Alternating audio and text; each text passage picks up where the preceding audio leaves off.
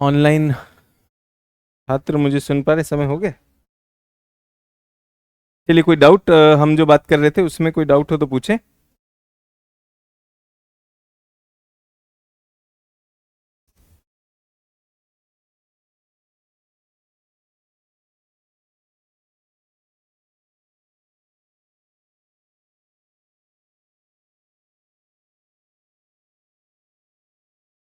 कोई doubt? No doubt? ये अच्छी बात है। तो एक बनाएंगे जल्दी से, एक विश्व का मानचित्र बना दीजिए। कॉपी घुमाकर एक विश्व का मानचित्र बनाएंगे। ऑनलाइन छात्र वेलकम। शुरू हो गया ऑनलाइन। तो जो छात्र मुझे सुन पा रहे हैं, देख पा रहे हैं, सभी लोग विश्व का एक मानचित्र बनाएंगे जल्दी से, जैसे कल सिखाया था, तेजी के साथ। पहले 3 रेखाएं खींच लेंगे। पहले अपनी रेखाएं खींच लीजिए। ये पेंसिल स्केल लाना बंद करो, फ्री हैंड बनाओ। ये कोई दहेज काम नहीं आएगा।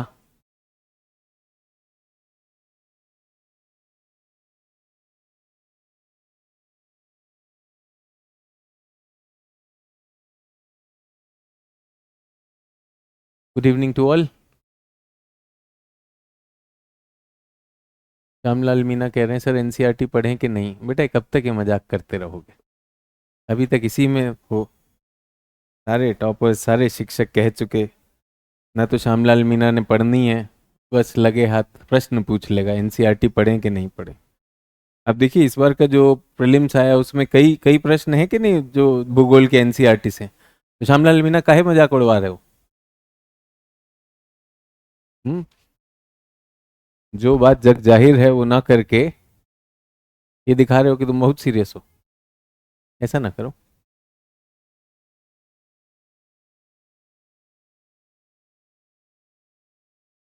तो जलवायु वाले चैप्टर में जलधारा का मैप दिया हुआ, अच्छी बात है। बना लिए सब लोग? हेलो, अभी भी देखना पड़ रहा है तो लानत है भाई। फर्स्ट सीट पे काहे बैठते हो फिर? हाँ, बैठेगा फर्स्ट सीट पे। सीट लूटनी है बस। शर्मानी चाहिए भाई। यही सब वो दावा ठोक रहे थे ना कि सर ऑफलाइन नहीं होगा तब तक समझेंगे नहीं। हेलो, फुल बेइज्जती करवा रहा है ऑफलाइन की। वंदना कह रही है आप मेरा क्वेश्चन नहीं देखते हो। वंदना जी ज्योग्राफी देखें, आप जो हम पढ़ा रहे हैं वो करिए ना। बेटा 3 लाइन बनवाई थी, वो काहे नहीं बना रहे हो? ये देखो पंच, वो जो बेचारा डर डर के पीछे से देख देख के बना रहा है।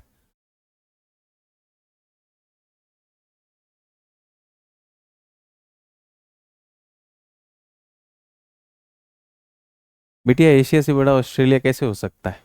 सोच के देखो। एशिया की बेइज्जती ना करो, कैसे मारोगे? उसमें चाइना वाइना है।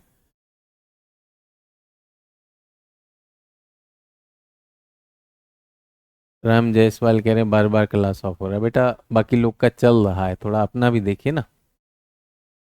तो प्लेट का सीमांत क्या है?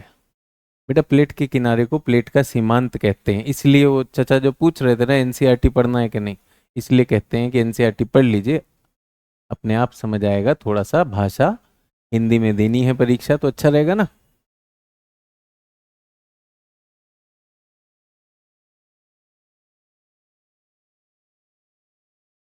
ठीक है, बन गया। तो अगर मुझे बनाना होता तो मैं सीधा ये लाइन खींचता, इस लाइन पर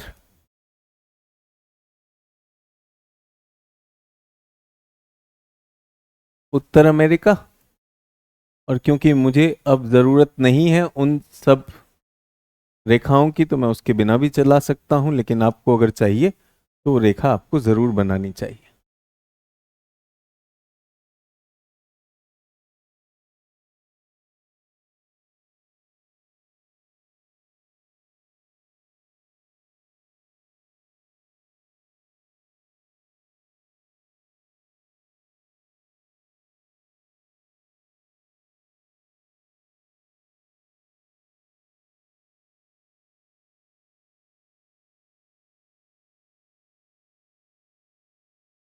ठीक है, तो ये बनना चाहिए था इतनी देर में। बाकी जो लोग अभी तक बना रहे हैं, आपका पड़ोसी भी बना रहा होगा, तो जितनी बड़ी बड़ी बात उसने की होगी, वो कितना सीरियस है या कितनी सीरियस है आपको पता है। तो सीरियस लोग इस परीक्षा को कर जाएंगे, नॉन सीरियस तो तैयारी करने आते ही हैं, हर वर्ष आते हैं, और मेरे ख्याल से उद्योग उससे ज़्यादा चलता है, नॉन सीरियस से, सीरियस से कम चलता है, सीरियस तो रिजल्ट लेकर आ जाते हैं। ठीक है, ये नीचे मैंने क्या बनाया, अंटार्कटिका, तो ये हमारा अंटार्कटिका हो गया। ठीक है, एक काम करिए, इसमें जो भी अभी तक हमने किया प्रमुख जल संधियां मार्क करेंगे सभी लोग। तो टेस्ट के साथ शुरू कर रहे हैं, मुझे उनसे कोई अपेक्षा नहीं है जो नॉन सीरियस है, लेकिन आप और मैं क्लास में दो ही लोग हैं ना, तो अगर आप बैठे हैं, अगर आपको जल संधियां याद हैं तो उन्हें मार्क कर लीजिए। देखें कितने लोग इंपॉर्टेंट जल संधियां जानते हैं।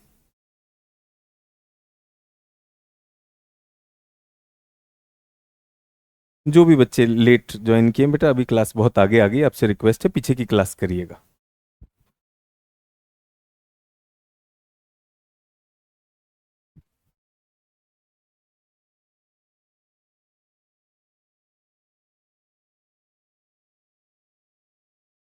जिन भी लोगों का वॉइस दो बार आ रहा है, एक बार ऑन करके फिर से री लॉग इन कर लीजिए, यहाँ से सब ठीक चल रहा है।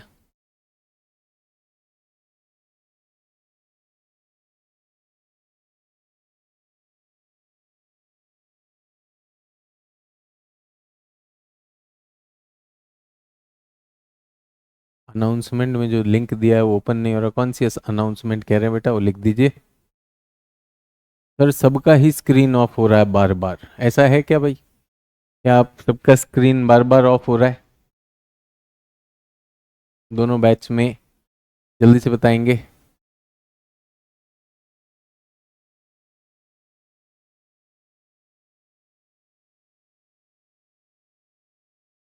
हो गया जल संधियां सभी लोगों ने? चलिए, कहीं कोई इंपॉर्टेंट स्थल संधि है तो वो बनाएंगे, स्थल संधि। चलिए, सभी लोगों का परफेक्ट चल रहा है, ठीक है। कुछ एक केसेस में अगर आपका किन्हीं कारण से बंद हो रहा है तो रिस्टार्ट कर लीजिए, बुरा मत मानिए, चलते रहिए, कक्षा चलती रहने दीजिए, अधिकांश लोगों का ठीक चल रहा है। टेक्निकल टीम इसे मॉनिटर करती रहती है, आप प्लीज अगर कहीं पर अटक जाता है रिस्टार्ट कर लीजिए।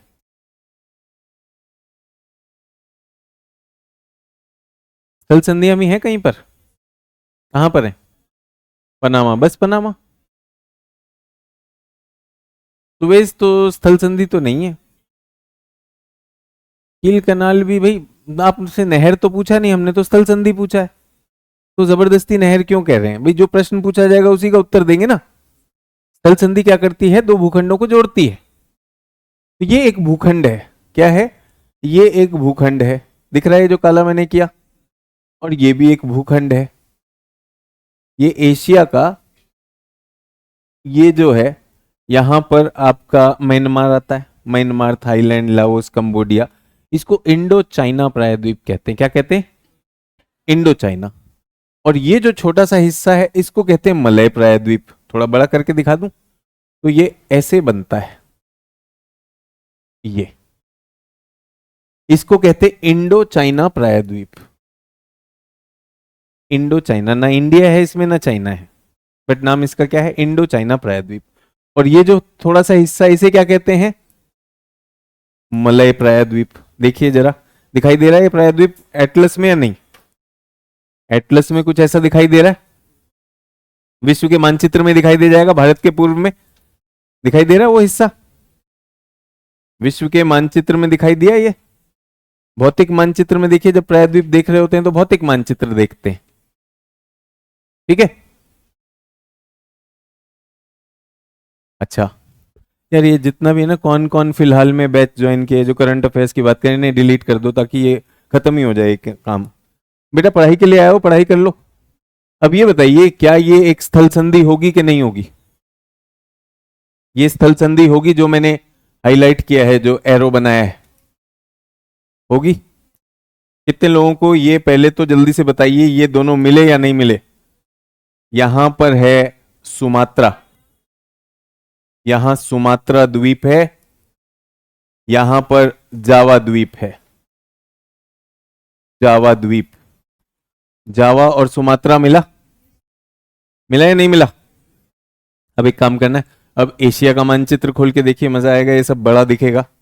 जो आपने छोटे में देखा एशिया का मानचित्र, जल्दी से कंटेंट पेज पे जाएंगे, कंटेंट पेज पे जाएंगे और एशिया देखेंगे। आकाश अनंत कह रहे मलय नहीं मिला। आकाश अनंत ये सामने बना हुआ है, मूर्खता मत करो, यहां पर लिख लो अपनी एटलस में मलय। अगर नहीं मिला तो इसमें मूर्खता करनी बंद कर दो। अब हो चुका है ये कि भाई जब शिक्षक ने बता दिया सब लोगों को दिख गया। अब थोड़ा बड़ा दिखाई दिया है, नहीं दिखाई दिया? ठीक है, सभी लोगों को दिखाई दे गया। क्या वहां पे इंडो चाइना लिखा हुआ है?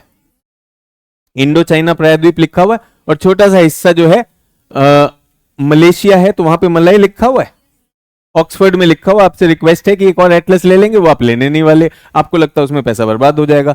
इसमें आपका अटेम्प्ट बर्बाद हो सकता है, उसमें आप इच्छुक है नहीं। ठीक है, अब एक और काम करते हैं, एक और जादू करते हैं, इसको और बड़ा करते हैं। और बड़ा करने के लिए क्या चाहिए?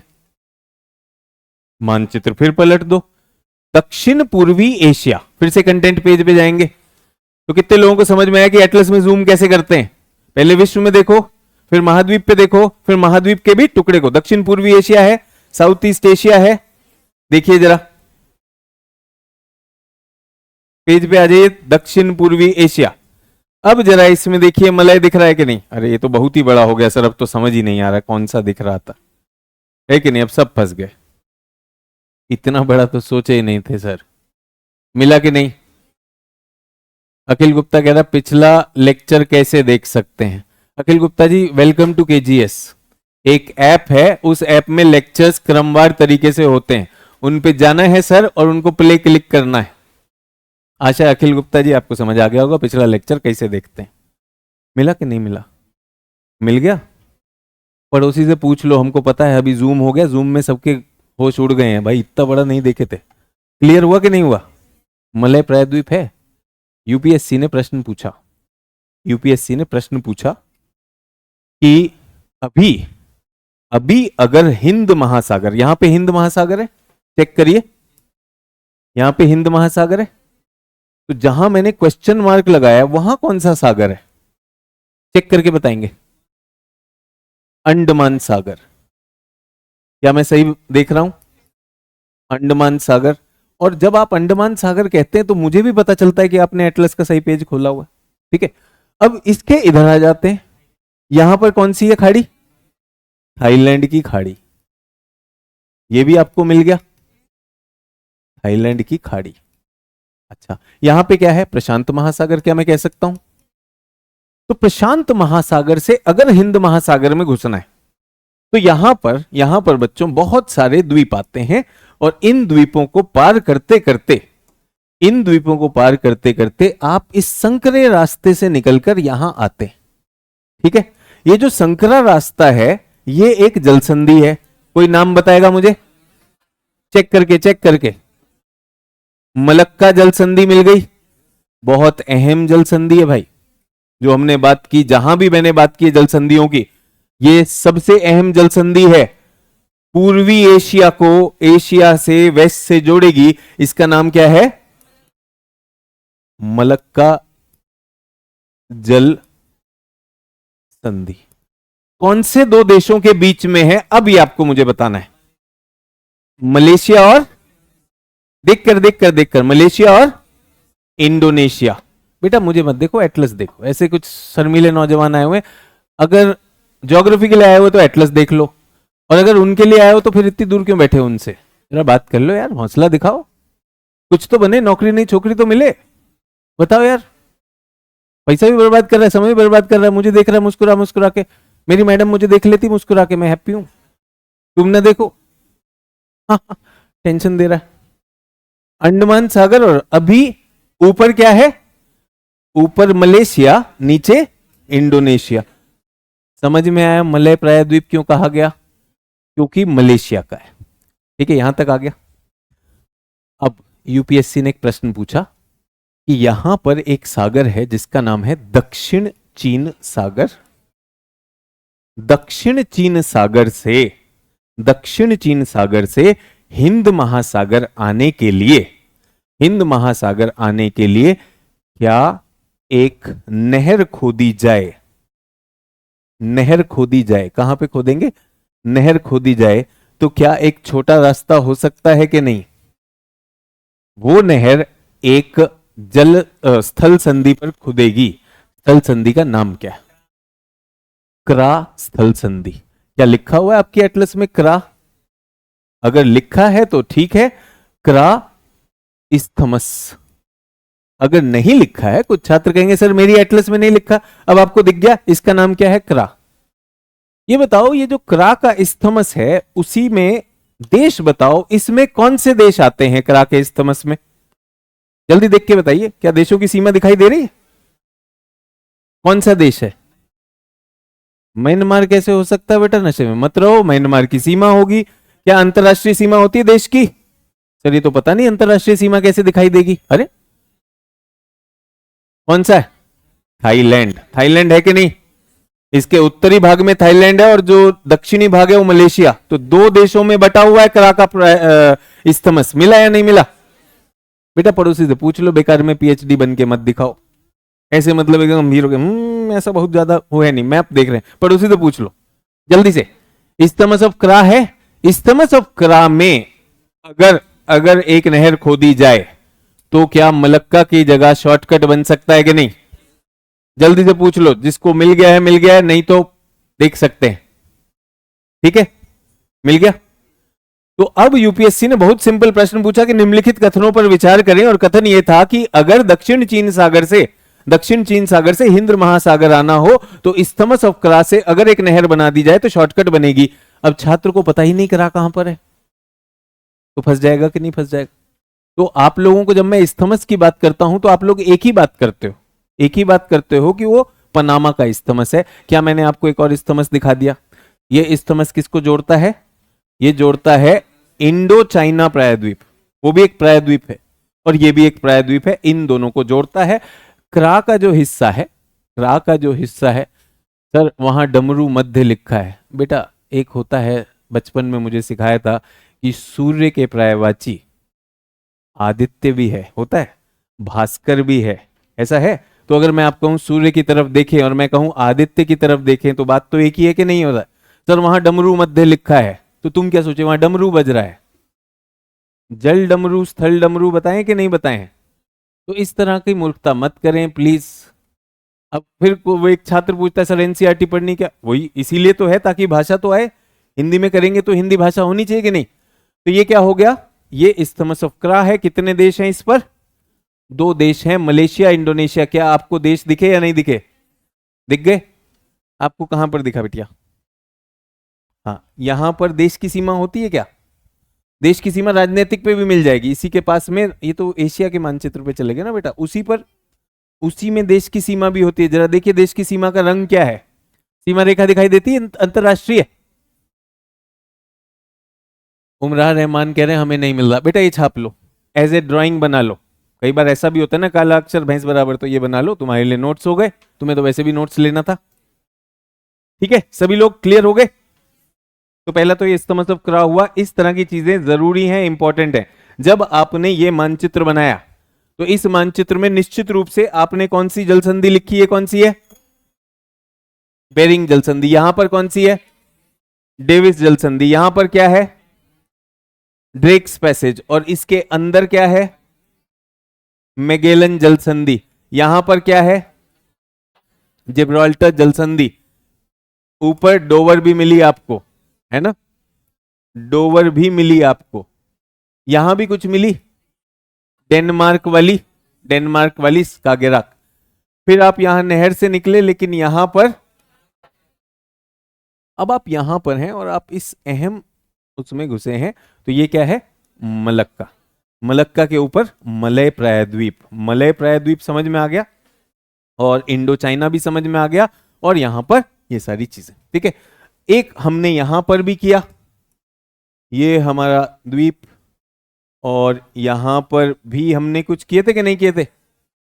ये कौन सी है? T for top, T for torus, B for bottom, B for bus. इन दोनों के मध्य में कुक, और नीचे भी एक हुआ करती थी पोवो।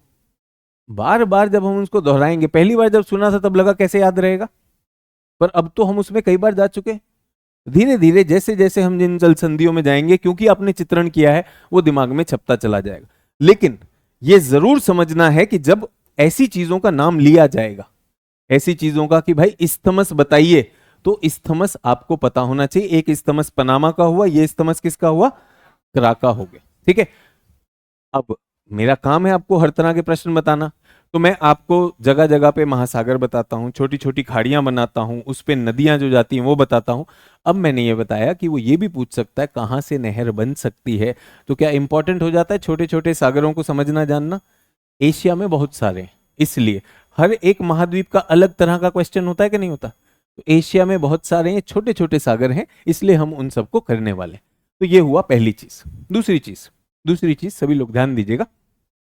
कुछ लोग कह रहे हैं सर नहीं मिल रहा, तो एक छात्र ने लिखा खान सर की एटलस में सब मिल रहा है, तो प्लीज यूज करिए, है ना। बस ये है कि आपको एटलस में एक दो मानचित्र बदलने होंगे। कितने लोगों को जूम करना आ गया? एटलस में जूम का मतलब विश्व, महाद्वीप, महाद्वीप का हिस्सा।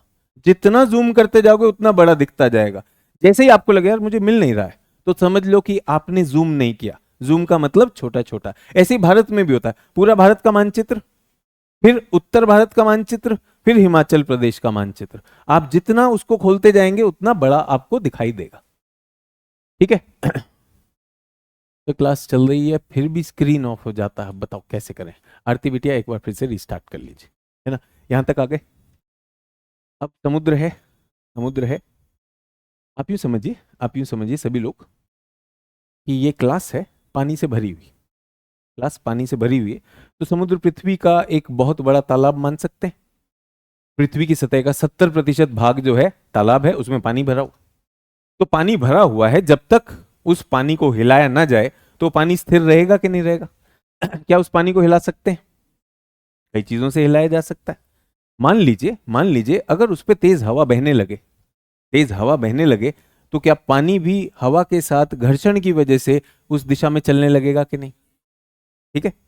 अब ये क्लास है, इसके बीच में दो आपको ये रो दिखाई दे रही, दो पंक्तियां दिखाई दे रही, गैप दिखाई दे रही। अगर मैं यहां से एक ब्लोअर लगा दूं और यहां एक ब्लोअर लगा दूं ऑनलाइन छात्रों के लिए, अगर आप एक क्षेत्र में क्लासरूम है और क्लासरूम में दो पंखे अगर हम बीच में लगा दें, तो मुझे बताइए क्या कोने वालों को हवा मिलेगी या बीच वालों को मिलेगी? बीच वालों को हवा मिलेगी। और अगर बीच में कुछ कागज पड़े हुए हैं तो वो उड़ जाएंगे कि नहीं आगे? तो हमारा पूरा महासागर 70% भूभाग पे क्या है? तालाब है। लेकिन कुछ ऐसे क्षेत्र हैं जहां पे पवनें निरंतर बह रही हैं। तो क्या हमें पवन की पेटियां पता है? 0 से 30 में कौन सी पवन बहती है? वाणिज्यिक पवन। तो क्या हम ये मान सकते हैं कि वाणिज्यिक पवनों की नाली है? वाणिज्यिक पवनों की नाली है। उसी तरह से एक पछुआ पवनों की भी नाली है। तो क्या मैं कह सकता हूं 0 से 30, अगर ये 30 डिग्री है, अगर ये 30 डिग्री है, तो 0 से 30 में क्या बहती है? वाणिज्यिक पवन बहती है। बहती कि नहीं बहती? और 30 से 60 में क्या बहती है? पछुआ पवन बहती है। अब जब इधर भी अगर हम 30-30 ले लें और हवाएं यूं चल रही हैं, तो जो पानी होगा बच्चों, यहां पर जो पानी होगा, ये धकेला जाएगा कि नहीं धकेला जाएगा? तो ये निश्चित दिशा में जल का प्रवाह होने लगेगा। ठीक है। क्या यहां पर होगा? नहीं होगा। क्यों? क्योंकि ये तो 30 डिग्री की पेटी है ना। 30 डिग्री में तो हवा ऊपर से नीचे आ रही है, बट हवा जो क्षैतिजिक रूप से है, तो वो तो उन्हीं नालियों में बह रही है कि नहीं बह रही? तो क्या हम ये कह सकते हैं 0 से 30 में वाणिज्यिक पवनों के प्रभाव में महासागरों का पानी पूर्व से पश्चिम की ओर धकेला जाता है? सिंपल, समझ में आया? ठीक है। आपकी मेज पर आप पढ़ रहे थे, मेज पर आपने देखा कोई धूल के कण हैं, तो क्या आप फूंक मार के उसे उड़ा देते हो कि नहीं उड़ा देते हो? आप यूं समझिए, फूंक ऐसी फूंक है जो वर्ष भर मारी जा रही। तो यहां के पानी के पास रुकने का तो कोई ऑप्शन नहीं है ना, ये धकेला जाएगा कि नहीं धकेला जाएगा? जब एक तालाब में, पृथ्वी के आकार के तालाब में, एक महासागर में किन्हीं कारणों से एक निश्चित दिशा में जल प्रवाहित होने लगे, तो उसे जलधारा कहते हैं। परिभाषा समझ में आई? किन्हीं कारणों से, एक कारण तो मैंने आपको बताया, हवा धकेल रही है, हवा धकेलने की वजह से जो निकल रहा है वो क्या कहलाएगा? जलधारा। आपने मेट्रो में सफर किया, यहाँ के बच्चे जो मेट्रो में, आप सोचिए मेट्रो आके खड़ी हुई प्लेटफॉर्म पे, प्लेटफॉर्म पे खड़ी हुई, उसके दरवाजे खुले, तो क्या दरवाजों से कुछ लोग निकल के आएंगे? दरवाजों से निकल के आएंगे, बाकी जगह तो भीड़ नहीं होगी। तो क्या मैं कह सकता हूँ यात्रियों की धारा निकलती है, वो हटेंगे तो यात्रियों की धारा अंदर भी आ जाती, दरवाजे बंद हो जाते हैं। क्यों? क्योंकि वही खुला हुआ स्थान है। तो इस तरह से पृथ्वी की सतह पर कुछ पेटियां ऐसी हैं जिनमें वर्ष भर पवनें चलती हैं। उन पवनों को क्या कहते हैं? ग्रहीय पवन कहते हैं, परमानेंट विंड कहते हैं। आप उनका नाम जानते हैं, वाणिज्यिक पवन। ठीक है, उसके चलते जो ये पानी चलने लगेगा तो ये कहलाएगा जलधारा। कौन से महासागर में चलेगा? अटलांटिक में। सब में चलेगा। मेरा काम है जाल बिछाना और तुम्हारा काम है फंस जाना। भाई सब में पवन तो पूरी ग्रह पे चल रही है, जब ग्रह पवन है तो सारा का सारा इधर जाएगा कि नहीं जाएगा? ये लीजिए यहां भी चलेगा। इस तरह से ये जो पानी चलता है किसके प्रभाव में चल रहा है? ये चल रहा है पवनों के प्रभाव में, और लंबी दूरी तक चलता है, पूरे के पूरे महासागर में चलता ही रहेगा। तो अगर अगर मैं एक नाव यहां पे छोड़ दूं, अगर मैं एक नाव यहां पे छोड़ दूं तो वो नाव अपने आप तैर के कहां पहुंच जाएगी? यहां पहुंच जाएगी। समझ में? लेकिन अगर मैंने नाव यहां छोड़ दी और ये नाव हवा से चलने वाली है, विषुवत पे छोड़ दी, तो ये नाव बिल्कुल नहीं हिलेगी। क्यों नहीं हिलेगी? क्योंकि वो पेटी नहीं है ना। अगर मैंने दो पंखे इन दो पंक्तियों में लगाए तो बीच वाले पे थोड़ी आ रही है। समझ में आया? तो जहां पर भी पवने हैं वो पानी ऐसे प्रवाहित होता है। ठीक है, ये पवने हम जानते हैं। तो इन दोनों धाराओं का नाम क्या रखा हमने? उत्तरी विषुवतीय धारा। इसको क्या नाम दिया? दक्षिणी। कितना आसान नाम है। ठीक है, अच्छा, पानी एक तरफ जाके पहुंच गया। अब पानी इकट्ठा कैसे हो सकता है? पानी को तो पीछे से बहाव लग रहा है कि नहीं लग रहा है? अब ये पानी यहां पर रुकेगा नहीं, ये रास्ता ढूंढेगा कि अब कहां जाऊं। तो इसके पास क्या मैं कह सकता हूं, तट की आकृति के कारण ये इसमें घुस जाएगा और पीछे से धकेला जा रहा है तो ऐसे करके बाहर निकलेगा। ठीक है, कहां से निकला? खाड़ी से। क्या नाम है इसका? Gulf of Mexico. इसको कहा गया गल्फ स्ट्रीम। क्या कहा गया? कितने लोगों को जलधाराएं समझ में आई? हवा से चलेंगी, अगर बीच में कोई व्यवधान हुआ तो वहां पे एकत्रित होंगी, बट रास्ता तो ढूंढेंगी, कहीं पर भी मोड़ जाएंगी, मुड़ेंगी तो वहां के आसपास के क्षेत्रों से उनका नाम हो जाता है। ठीक है, अब यहां पर क्या है? ध्रुवों पर क्या है? बर्फ है, बर्फ पिघल रही है। बर्फ पिघल रही है तो यानी वहां पर पानी ज्यादा हो रहा है। तो जहां भी पानी का स्तर ज्यादा होगा तो पानी कहां बहेगा? ऊपर से नीचे की तरफ। तो अगर उधर ज्यादा पानी है तो इस तरफ को बह के आएगा, ऐसे बहकर आया। कौन सा सागर है यहां पर? लेब्राडोर सागर। तो जलधारा का नाम क्या है? लेब्राडोर जलधारा। सर ये समझ नहीं आया, लिखवा दीजिए। जनरल ज्योग्राफी में फिर करेंगे, तब तो सिद्धांत करेंगे किन कारकों से जलधाराएं बनती हैं। अभी बहुत सरल सी बात कही कि पूरे वर्ष भर एक तरफ पानी धकेल रहा है, धकेल रहा है, धकेल रहा है, तो वो पानी बह जाएगा कि नहीं उस दिशा में? लंबी दूरी तक एक ही दिशा में प्रवाहित होने वाले सागरीय जल को जलधारा कहते हैं। इसका आसान मतलब यह है कि महासागर में बहती हुई नदी, ठीक है, इसको जलधारा कहते हैं। ये फिर तटों से टकराएगी, तटों के बाद इसकी दिशा का रूपांतरण होगा, ये कहीं मुड़कर चली जाएगी। ठीक है, इनके नामकरण कैसे होते हैं? जहां से भी ये बह रही होती है उनके कुछ स्थानिक चीजों पे नाम रख दिया गया कि ये भाई लेब्राडोर करंट, ये गल्फ स्ट्रीम। यहीं पर मैंने आपको बताया था, यहीं पर मैंने आपको बताए थे अफ्रीका के इधर कैनेरी द्वीप बताया था। तो यहां पर जो एक जलधारा आती है उसका नाम क्या है? कैनेरी जलधारा। मुश्किल तो नहीं, आगे और सिखा दूंगा। आप लोगों से कहा था पढ़ के आइएगा, एनसीईआरटी में भी है, और अगर आपने मानचित्र देख लिया होगा तो कम से कम अब आपको पता है कि हाँ यहां पर ये जलधारा है। अच्छा, एक और चीज बताना चाहता हूं। कुछ पानी विषुवत रेखा के पास है और वो ध्रुवों की तरफ जा रहा है। चित्र में दिखाई दे रहा है? कौन सी धारा ध्रुव की तरफ जा रही, जल्दी बताइए। गल्फ स्ट्रीम, चित्र में गल्फ स्ट्रीम दिखाई दे रहा है, विषुवत से जा रहा है। और कुछ धाराएं ऐसी हैं जो ध्रुवों से विषुवत की तरफ आ रही हैं। कोई दिखाई दे रही? लेब्राडोर। इनमें कौन सा ठंडा होगा? सभी लोग लेब्राडोर क्यों कह रहे हैं? मैंने तो पढ़ाया नहीं।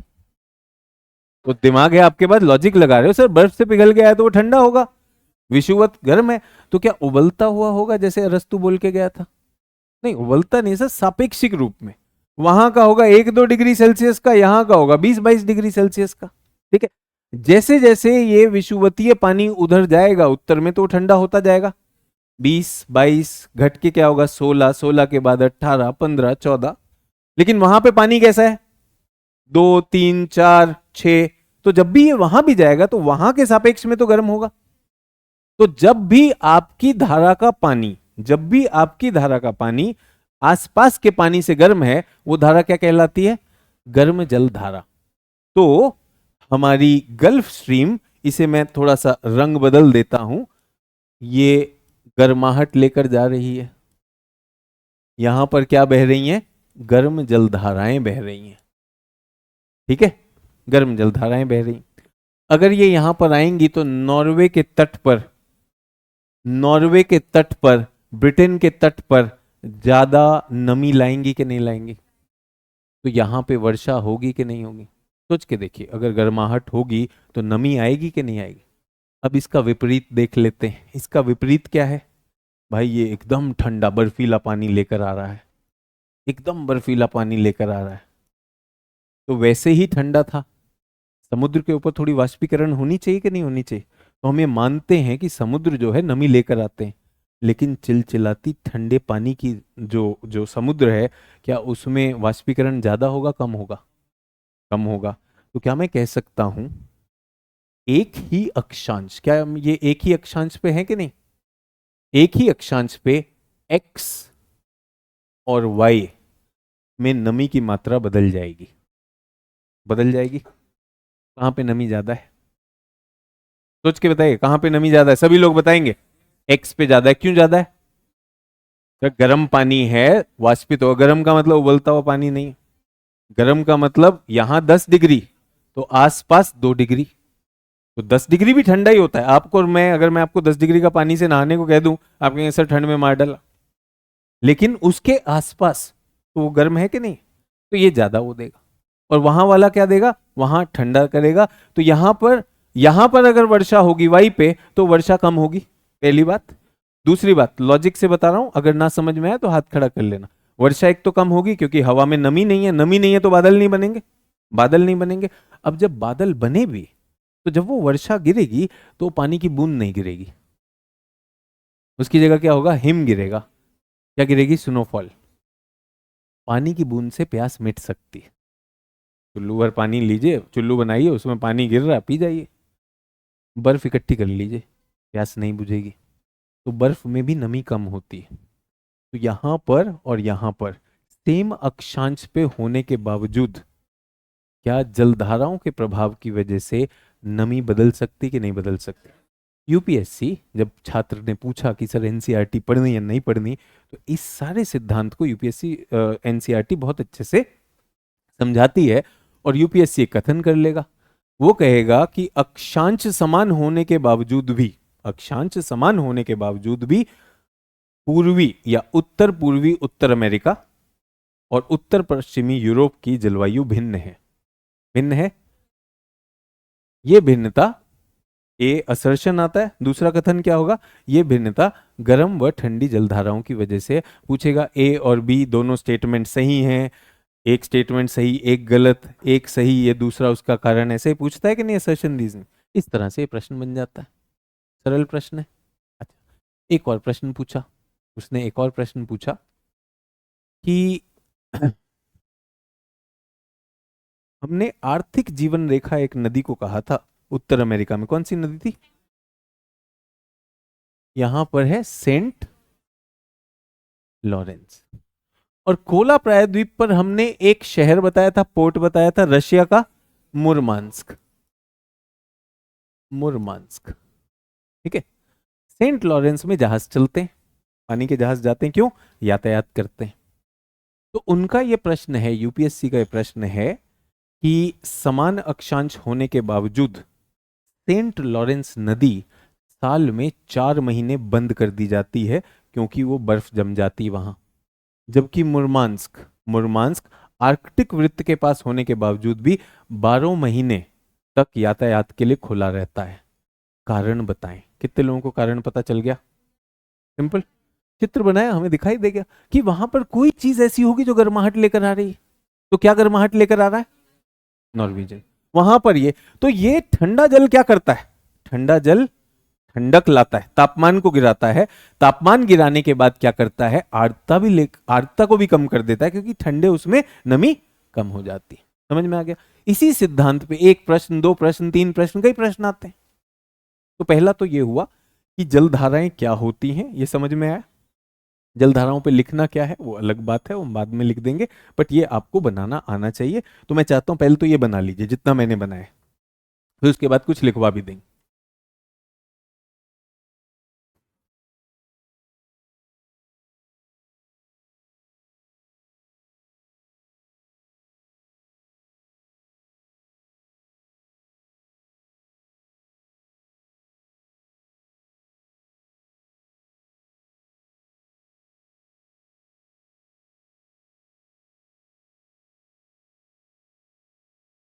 श्रेया कह रही है विषुवत रेखा का समझ नहीं है। श्रेया, कभी भी ना ट्रेन पे से उतरना हो तो ट्रेन के दरवाजे पे खड़ी हो जाना बस, फिर देखना लोग कैसे उठा के नीचे तक ले जाते हैं।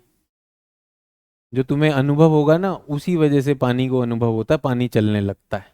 जब पीछे से धक्का लगेगा तो सब चलेगा। तो विषुवत रेखा पर, क्योंकि हमारी विषुवत रेखा के उत्तर में, विषुवत रेखा पे नहीं कह रहा हूं, उसके उत्तर की पेटी में और दक्षिण की पेटी में क्या है?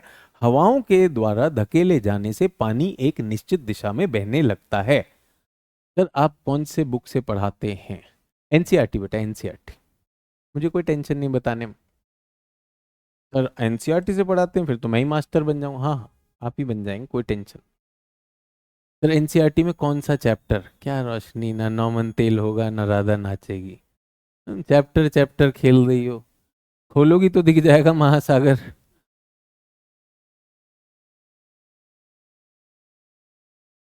सर जी प्रैक्टिस शीट मिलेगा क्या ज्योग्राफी का? किडनी देने ही वाला हूँ वैसे तो। प्रैक्टिस शीट सारी चीज़ें आपके एटलस में है।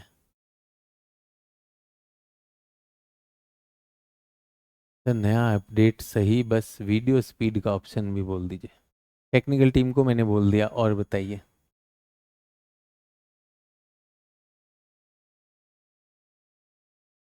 सर राजस्थान में दिन में गर्मी और रात में ठंड क्यों है? मोहित भारती जी, हर जगह पर दिन में गर्मी और रात में ठंड होती है, राजस्थान में क्यों? कहीं से भी मतलब सवाल देखो ऑनलाइन के, तो भगवान ने मुंह दिया है तो बोलना है, तो ऐप मिला है तो छापना है। राजस्थान में दिन में गर्मी रात में ठंड, क्या बात कर। दिन में सूरज है, सूर्य का तप आता है, वो सब चीजों का तप आता है, इसलिए तापमान बढ़ जाता है। रात में सूर्य नहीं होता।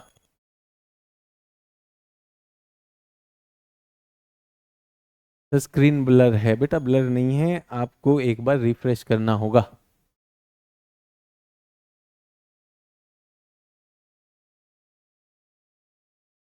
यहाँ तक हो गया? बना लिया सब लोगों ने? चलिए अगले पेज पे लिखिए फिर। जलधारा, जलधारा, ओशन करंट, सागरीय जलधारा। महासागरों में सागरीय जलधारा, सागरीय जलधारा। महासागरों में लंबी दूरी तक, महासागरों में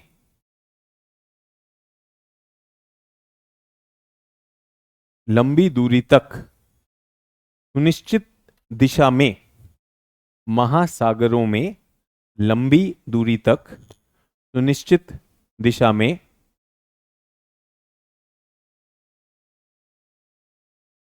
संकरे क्षेत्र में जल के प्रवाह को, संकरे क्षेत्र में जल के प्रवाह को, जल के प्रवाह को जलधारा कहा जाता है। तो संकरा क्षेत्र है, ये बहुत बड़ा क्षेत्र नहीं होता, कुछ क्षेत्र में ये बह रहा है। ठीक है, कहां से बह रहा है? जिन क्षेत्रों में पवने, ठीक है।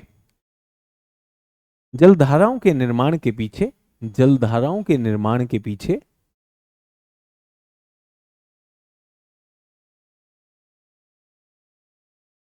अनेकों कारण होते हैं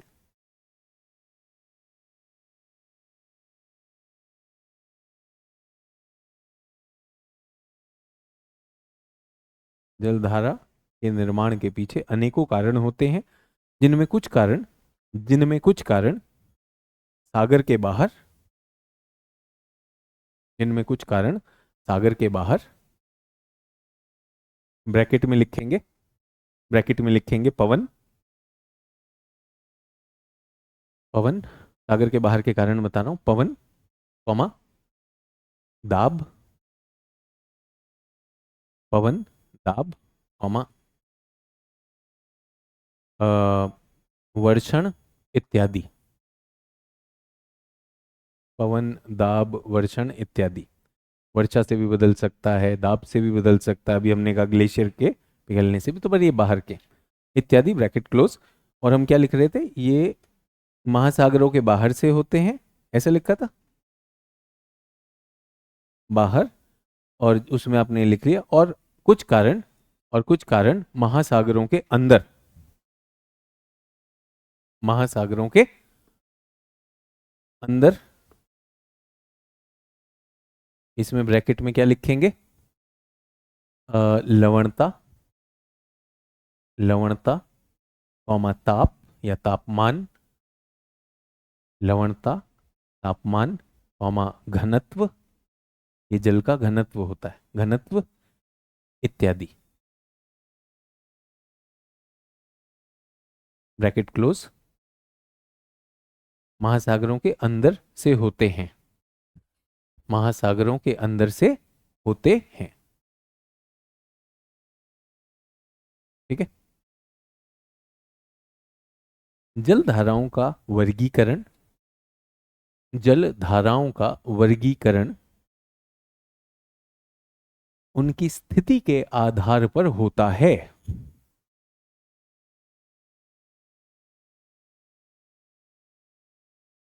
जलधाराओं का वर्गीकरण उनकी स्थिति के आधार पर होता है,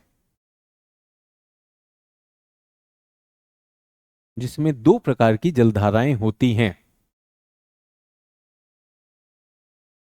उसमें दो प्रकार की जलधाराएं होती हैं। पहला सतही जलधारा, सतही जलधारा अंग्रेजी में सरफेस करंट, जो सतह पे बहती है वो क्या कहलाती है, सतही जलधारा, ठीक है। और दूसरा गहरा सागर जलधारा या गहरी सागर जलधारा, गहरी सागर जलधारा।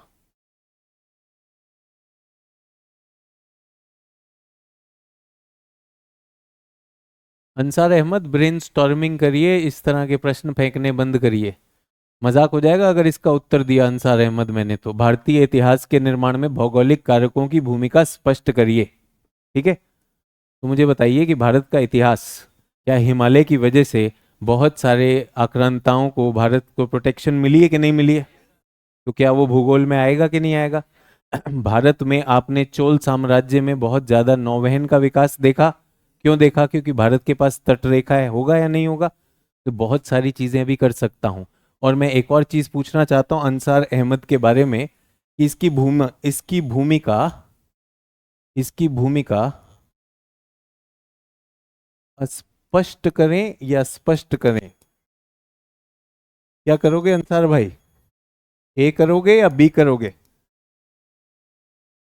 ब्रेनस्टॉर्मिंग तो तुम करने नहीं वाले, वो तो हमको समझ में आ गया कि भारत का भूगोल आप बताइए कि भारत के भूगोल की वजह से, बीच में विंध्य पर्वत सतपुड़ा पर्वत होने की वजह से, क्या उत्तर भारत की संस्कृति कला और संस्कृति और दक्षिण भारत की कला संस्कृति भाषाएं अलग हैं कि नहीं है। अगर आना जाना सुगम होता तो सेम भाषा ना हो जाती, तो भारत के भूगोल में वो होगी कि नहीं होगी। किस तरह से भारत में एंट्री करनी है, भारत का व्यापार होगा, वो सब उस पर डिपेंड करेगा। इतिहास यही है कि नहीं। क्या आपने सुना कि भारत के इतिहास में कुछ क्षेत्रों में, हम मगध की बात करते हैं, वहां पर जो है योद्धा हुए, क्यों हुए, वहां पर लोहा मिलता है कि नहीं मिलता है। लोहा मिलता है तो वहां से तलवारें बननी शुरू हुई, बनी कि नहीं बनी। और जहां पर नहीं होता है, जहां पर वो नहीं होता है, वहां पर लोगों ने और व्यवसाय शुरू किए। तो ये सारी चीजें इतिहास में आ जाएंगी। अंसार अहमद भाई बताओ, अस्पष्ट करोगे अस्पष्ट करोगे, ये बताओ। कहीं से भी हो, कहीं से भी हो, आपका हिंदी का अपमान कर कैसे सकते हो, ये बताओ मुझे। ये तो लिखित में कर रहा है, ना तुम्हारी भाषा साफ, ना विचार की क्षमता, बट क्या कर रहे हो सर, हिंदी का रिजल्ट नहीं आता। हिंदी का रिजल्ट क्यों नहीं आता ये बताइए आप। क्या आपको कारण अस्पष्ट हुआ? ऐसे अस्पष्ट होता चला जाएगा, क्योंकि हम अपनी भाषा का टोटल निरादर करेंगे। सर एनसीईआरटी पढ़ना चाहिए कि नहीं पढ़ना चाहिए? अरे भाई, पढ़ लोगे तो स्पष्ट हो जाएगा, सच में हो जाएगा। कल कुछ सोचिए, 583 बच्चे हुए हैं, उसमें से जो आप 900 मैंने आपको बताए थे, 900 में से 583 बच्चे पास हुए। 583 को छापना है भाई, इनमें से कितने लोगों को लूं? क्लास शुरू करने से पहले 46 लोगों की लिस्ट लगा के आया हूं कि ये 46 लोग इस बार के एमएमपी में सिलेक्टेड हैं। क्लास के बाद फिर जाऊंगा, फिर लिस्ट बताऊंगा, और जाके 100 के करीब बच्चे लूंगा। और जैसे ही कोई अस्पष्ट और अस्पष्ट वाला होता है, इसको हटा दिया जाता है। और हिंदी की बात नहीं हो, अंग्रेजी में मैंने आपको पहले भी उदाहरण दिया कि यार जिसकी भाषा नहीं हो बेचारा पीटी स्पेशलिस्ट हो जाता है। तो ये वाला मजाक बंद करें। सर आंसर राइटिंग तो आपसे चेक करवाना ही है। बेटा इतना स्पष्ट करोगे तो मेरी 2 ही किडनी है, वो चली जाएंगी। ठीक है, तो रिक्वेस्ट है आप लोगों को, ब्रेनस्टॉर्मिंग का कल भी बताया ना, कम से कम अपनी तरफ से थोड़ी तो करेंगे। प्री पीवाई क्यों देखा, भारत के इतिहास में भारत के भूगोल की क्या भूमिका है? अरे सारी भूमिका है भाई, सारी भूमिका है। लेकिन अभी क्या होगा, हमारी क्लास बाधित हो जाएगी। किसकी वजह से? जो विषय चल रहा था वो अटक जाएगा। तो ऑनलाइन में ये वाला खूब चलता है, ये अचानक उठे प्रश्न पूछेंगे हम, अस्पष्ट नहीं है अस्पष्ट करिए। डराना बंद करो।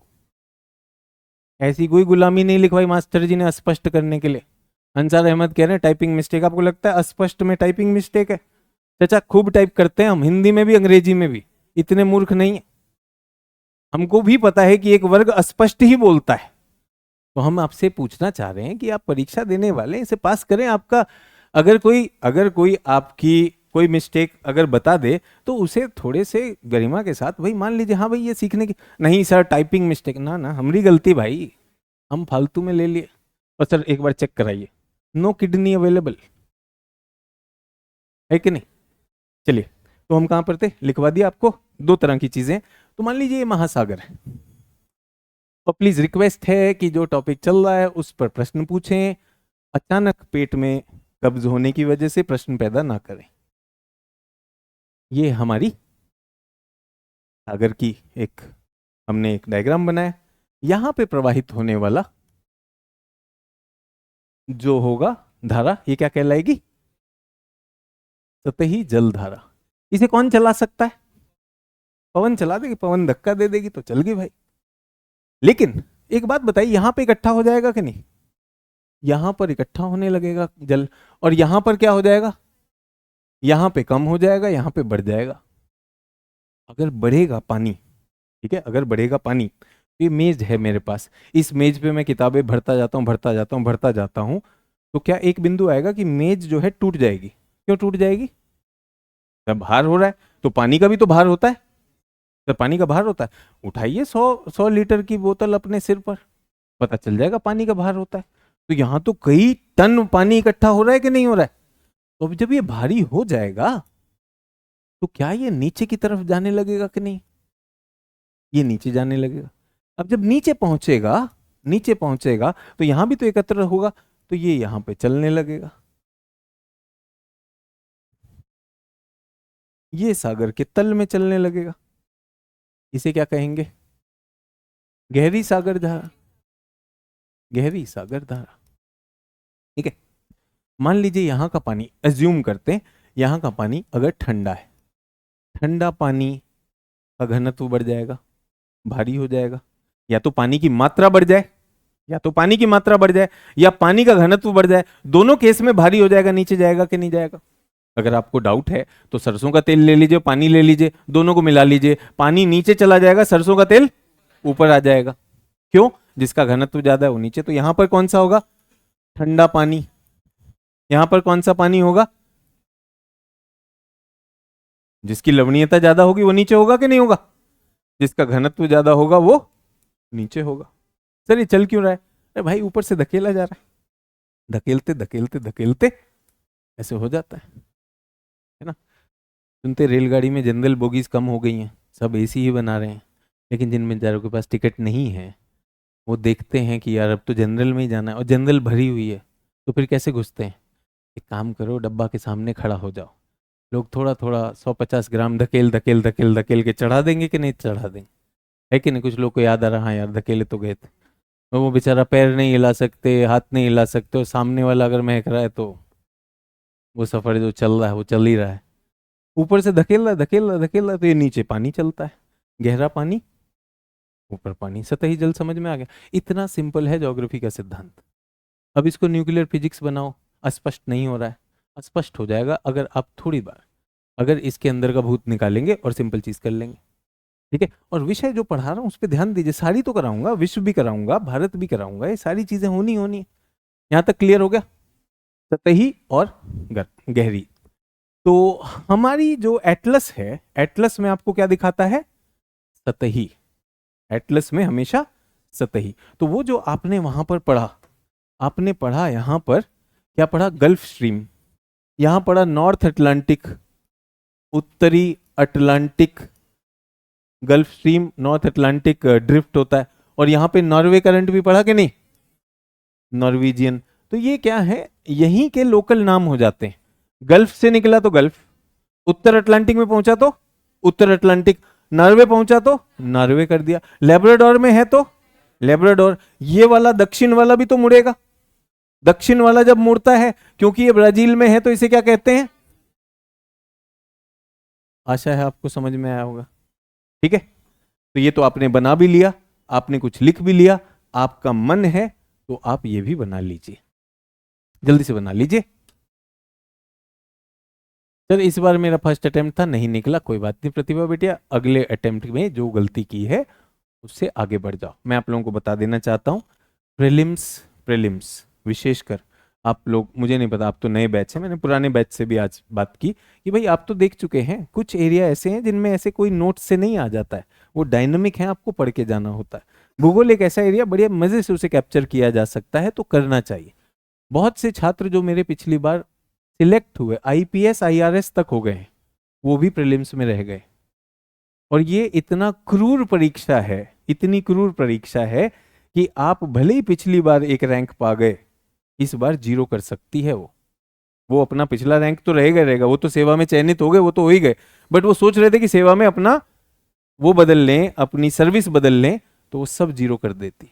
तो अगर आप किसी कारण से रह गए तो मन छोटा मत करिए, बट हाँ ये जरूर देखिए कि आपने गलती कहाँ की। ठीक है? एनसीईआरटी वाला प्रश्न पूछना बंद करो, सर पढ़ना है नहीं पढ़ना आपकी मर्जी है। ठीक है? सर क्या साउथ इंडियन लोगों को साउथ इंडियन बोलना सही है या खाली इंडिया को बोला जाना चाहिए? क्या वे डिवाइड सही है? इनका नाम आईएएस अभिषेक है, तो बेटा आईएएस तो हटा लो, मूर्खता हो जाती है। ठीक है? भारतीय लोग जो दक्षिण भारत में रहते हैं उन्हें दक्षिण भारतीय कहना कोई दिक्कत है? उत्तर भारतीयों को उत्तर भारतीय कहना कोई दिक्कत है? विशेषण ही तो है, विशेषण है। क्या इसमें कोई देश के खिलाफ बात हो रही? ये सूचक, ये विशेषण करता क्या है? विशेषण संज्ञा की कोई खास एक विशेषता बताता है ना, दिशा का सूचक है। ये आए अचानक देशभक्ति, ये खोखली देशभक्ति, आप समझ रहे हैं? सर इनको इंडियन क्यों नहीं कहेंगे? मैंने कहा इंडियन नहीं कहेंगे? क्या मैंने ऐसा कहा इंडियन नहीं कहेंगे? हद है। एक बात बताइए, चेन्नई सुपर किंग्स है कि नहीं है? वो दक्षिण भारत की टीम है कि नहीं है? बेंगलोर है कि नहीं? वहां विराट कोहली खेलते कि नहीं खेलते? मजाक बना रहे हैं यार।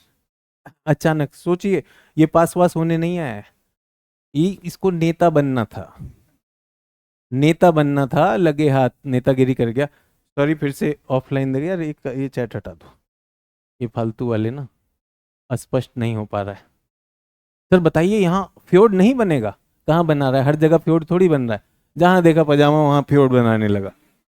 बताया फ्योर्ड कहाँ बनती? हटा दो, चैट हटाओ यार। सर फिर ज्योग्राफी के क्वेश्चन कैसे पूछे? ज्योग्राफी का पूछ रहा है वो, उत्तर भारतीय को उत्तर कहेंगे तो सर क्या फिर इंडियन नहीं रहेगा? हद है यार। क्या हमारे पास राज्यसभा है? राज्यसभा किसका प्रतिनिधित्व करता है? राज्यों का करता है, वहां राज्यों की बात होनी चाहिए। तो आपको लगता है कि राज्यसभा की संकल्पना जो है भारत को विभाजित करती है? वो हमारे संघवाद का परिचायक है यार। बट फिर मैं किससे बात कर रहा हूं? जिसने अपनी 10वीं में पास नहीं की होगी, है ना। ये वाला भी हटा दो, इसे क्यों रखा हुआ? सर विषुवत रेखा पर जलधारा क्यों नहीं चलती? कंफ्यूज है। कंफ्यूज रहिए, कंफ्यूज रहिए भाई, जलधारा को कोई तो चलाएगा।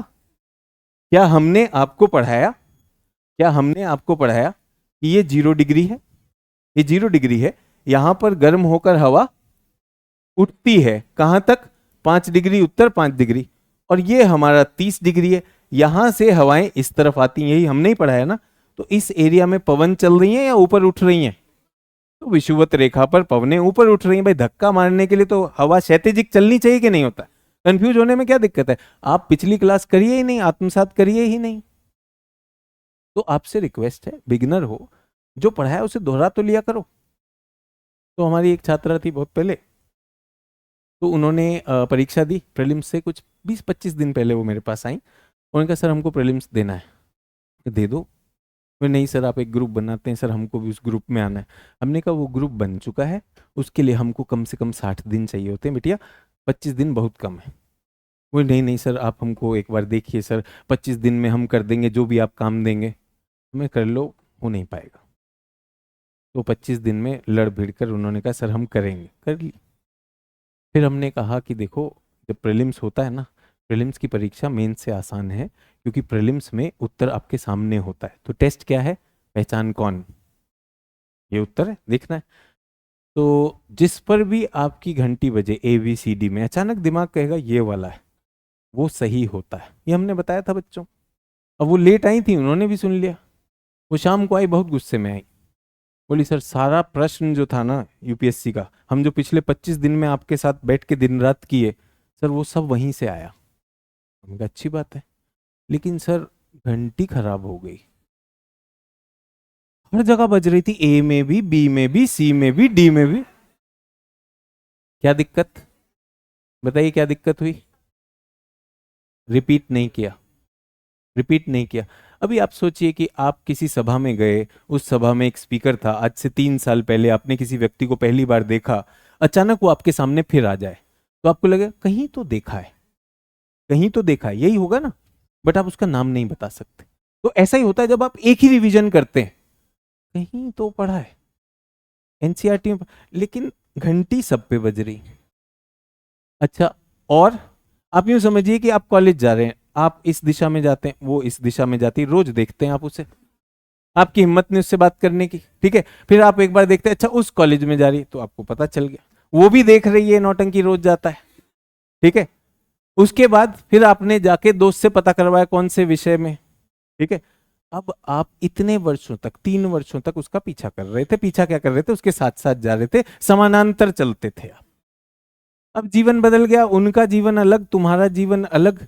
अब तुम्हारे बाल बच्चे हो गए, उसके भी बाल बच्चे हो गए, अचानक एक बार फिर सड़क पे दिखी, तो आप पहचान जाओगे, ऐसे कहोगे जीवन में कहीं तो देखा है, घंटी फिर बजेगी, फिर याद आएगा यार तब बात कर लिए होते तो बात बन भी जाती।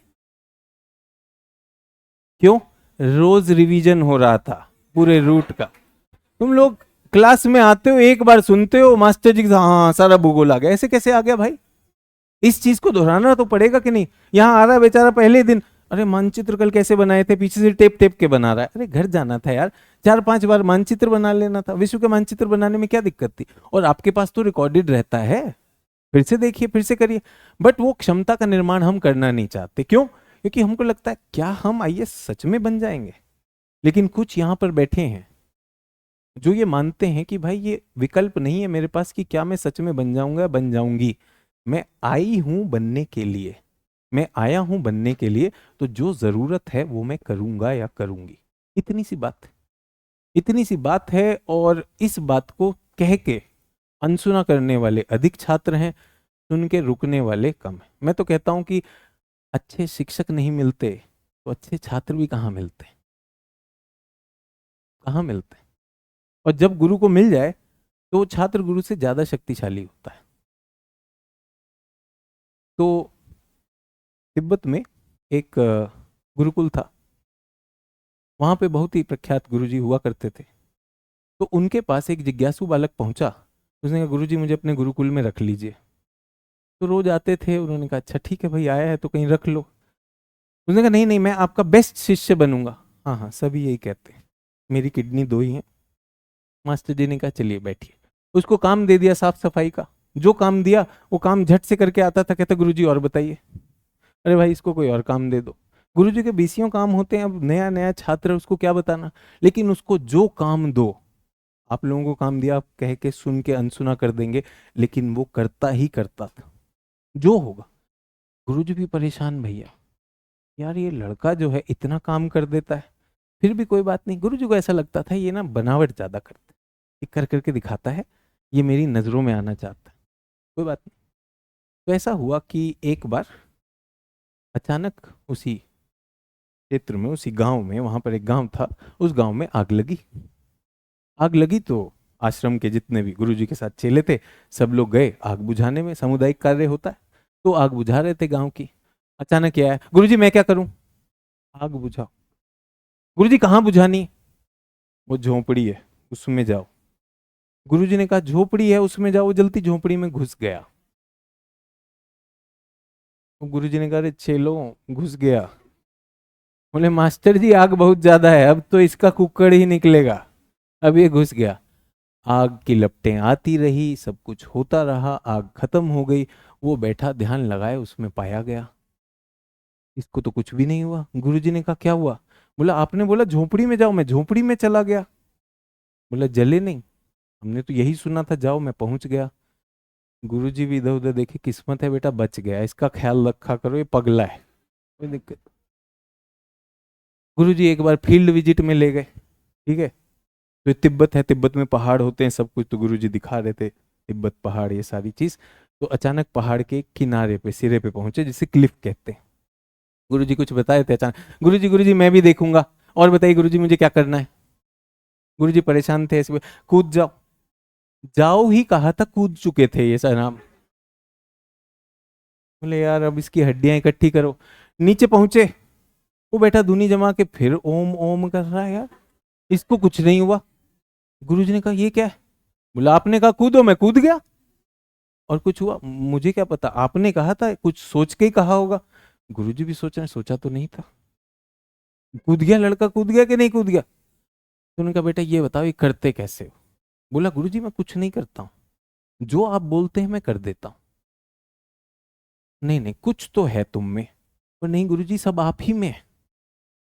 पर नहीं नहीं मुझ में नहीं है, मैंने तुमसे ऐसे ही कहा, तुम कूद गए और तुम्हें कुछ नहीं हुआ, संभव है? बोला गुरुजी जो आप कहते हैं मैं कर देता हूँ और वो हो जाता है। गुरु ने कहा अच्छा पानी पे चल के दिखाओ, नदी थी। भाई साहब वो चल गया, चल के लौट आया। गुरुजी ने कहा ये कैसे कर लिए? बोला गुरुजी सब आपकी शक्ति है। गुरुजी भी हैरान, बोले रुको मेरी शक्ति मैं ही चल के देख लेता हूँ। गुरुजी चलने लगे, डूब गए। पब्लिक बचा के ले आई गुरुजी। गुरुजी क्या कर रहे थे? बोले यार इस पगले की वजह से, अब तुम बताओ क्या जादू टोना करते हो? बोला मैं कुछ नहीं करता हूँ, जो आप कहते हैं वो करते हैं। बोला अच्छा एक बार फिर नदी पे चल के दिखाओ। बोला अब नहीं चलूंगा, अब तो आपको डूबते देख लिया, मैं तो आपके विश्वास पे चल जाता था, आज आपको डूबते देख लिया, मैं कैसे चल जाऊंगा?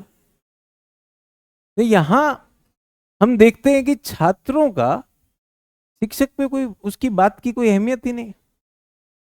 हम कह रहे हैं इसको दोहरा लीजिए, नहीं। हम कह रहे हैं इसमें ब्रेनस्टॉर्मिंग कर लीजिए, नहीं। लेकिन सर सपना हमारा टूट रहा, कैसे टूट रहा भाई? ये जो भी एमएमपी बनता है, बहुत से लोग हमको लिखते हैं सर एमएमपी में भर्ती कैसे ले, भर्ती कैसे ले। हम तो वही ढूंढ रहे होते हैं छात्र की, जिसको कह दिया, निर्देश दे दिया, मतलब कंप्यूटर में एंटर डाल दो तो वो एंटर हो जाता है कि नहीं हो जाता है। छात्र में एंटर डालो, शाम को आना चाहिए, उसके माध्यम से फर्क नहीं पड़ता हिंदी का है चाहे अंग्रेजी का है। और मैं बता रहा हूँ चमत्कार हो सकते हैं, चमत्कार हो सकते हैं, चमत्कार में विश्वास रखिए। बट पहली चीज तो हमें अपने पर ही विश्वास नहीं, हमें अपने पर ही विश्वास नहीं। और मैं ये भी मानता हूं कि हमें पीठ थपथपाई कम जाती है। कुछ अच्छा करें तो शायद ही कोई शाबाशी मिलती है, बट गलती करें तो, छात्र मुझसे पूछ रहे थे सुबह ऑनलाइन में, सर फेल हो गया, पापा को क्या बताना है? यही बताना है, फेल हो गया और क्या बताएगा? अचानक ये थोड़ी बोलेगा कि आम के दाम बढ़ गए, भाई रिजल्ट है तो बोलना पड़ेगा ना। लेकिन ये सच की वजह से कईयों को ये रखा गया, अगर पास हुए तो आगे पढ़ना दिया जाएगा, ठीक है, तुम्हारी चीजें उससे जुड़ी हुई हैं, नहीं तो ये नाक कटवा दी। पिताजी आपकी नाक तो आपकी है, मेरी जेब में क्यों डाल दो? ये मत करना, वो नहीं करना, लड़कियों पे खासकर होता है कि अपने परिवार की नाक तुम्हारे हाथ में। यार आप लोगों की अपनी संभाल के रखो ना यार, अपने स्पेयर पार्ट मुझे क्यों पकड़ा रहे हो? मेरे से अपने नहीं संभाले जाते यार, सीधी सी बात है। तो मैं सिर्फ ये कह रहा हूं कि इसे मान गरिमा बनाकर कुछ ना कुछ हम में कमियां जब निकलती हैं तो हमारी आलोचना ज्यादा होती है, तो हम फेलियर से इतना घबराने लगे हैं कि अगर कोई हमें करे पहाड़ से कूदो, मूर्ख समझे हो क्या? हम क्यों कूदे? लेकिन एक बार कूद के तो देखो, क्या पता गुरुजी के पास सच में वो रहस्य था, क्या पता वो अनुभव किया ही होगा। आप सोचिए, पंछी, एक चील ले लीजिए, बाज ले लीजिए, उनके अक्सर जो हैं घोंसले जो हैं बहुत ऊंचाई पे होते हैं। तो छोटा सा बाज का अंडे में से जब चूजा निकलता है तो माता बाज आकर उसको खाना खिलाती है। वो धीरे धीरे जब बड़ा होता है तो एक दिन माता उसे किनारे पे ले जाती, बोलती कूद। वो ऐसे देखता है, दुष्ट माता, आज तक तो रोज खाना खिला रही थी, नीचे देख रही हो। इतना मौका नहीं देता, तब तक लात पड़ जाती है, वो नीचे गिरता है, और गिरते गिरते गिरते गिरते उसके पंख और परवाज दोनों आ जाते हैं। ये पंख और परवाज के लिए थोड़ा तो विश्वास लगेगा कि नहीं लगेगा?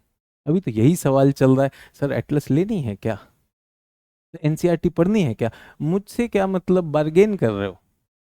सर 150 रुपया में नहीं हो जाएगा। कैसे हो जाएगा भाई? जो चीज़ चाहिए वो तो करनी होगी कि नहीं करनी होगी?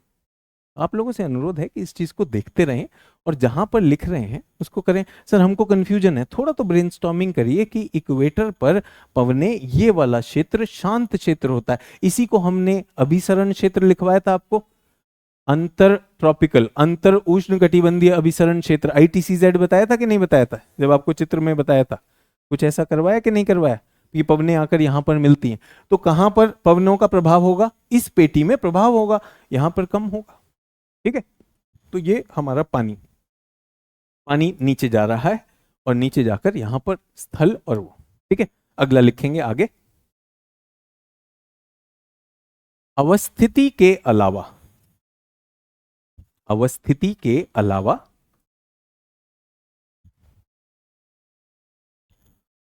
महासागरीय धाराओं को, अभी तो स्थिति के आधार पे था, उसके अलावा हम कह रहे हैं अपनी अवस्थिति के अलावा महासागरीय धाराओं को उनके तापमान के आधार पर, उनके तापमान के आधार पर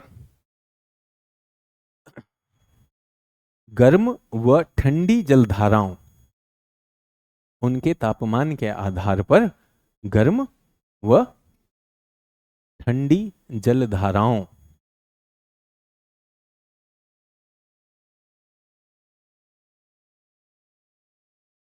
में वर्गीकृत किया जाता है, गर्म व ठंडी जलधाराओं में वर्गीकृत किया जाता है। जिन स्थानों पर, जिन स्थानों पर धारा में प्रवाहित जल का तापमान, जिन स्थानों पर धारा में, जिन स्थानों पर धारा में प्रवाहित जल का तापमान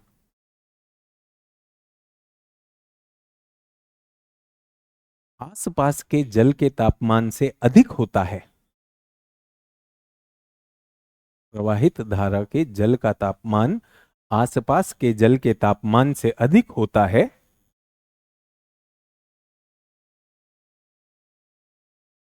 ऐसी जलधारा को क्या कहते हैं? अगर आपकी धारा में तापमान अधिक है आसपास से, तो ऐसी धारा क्या कहलाएगी? गर्म जलधारा। ऐसी जलधारा को गर्म जलधारा कहते हैं।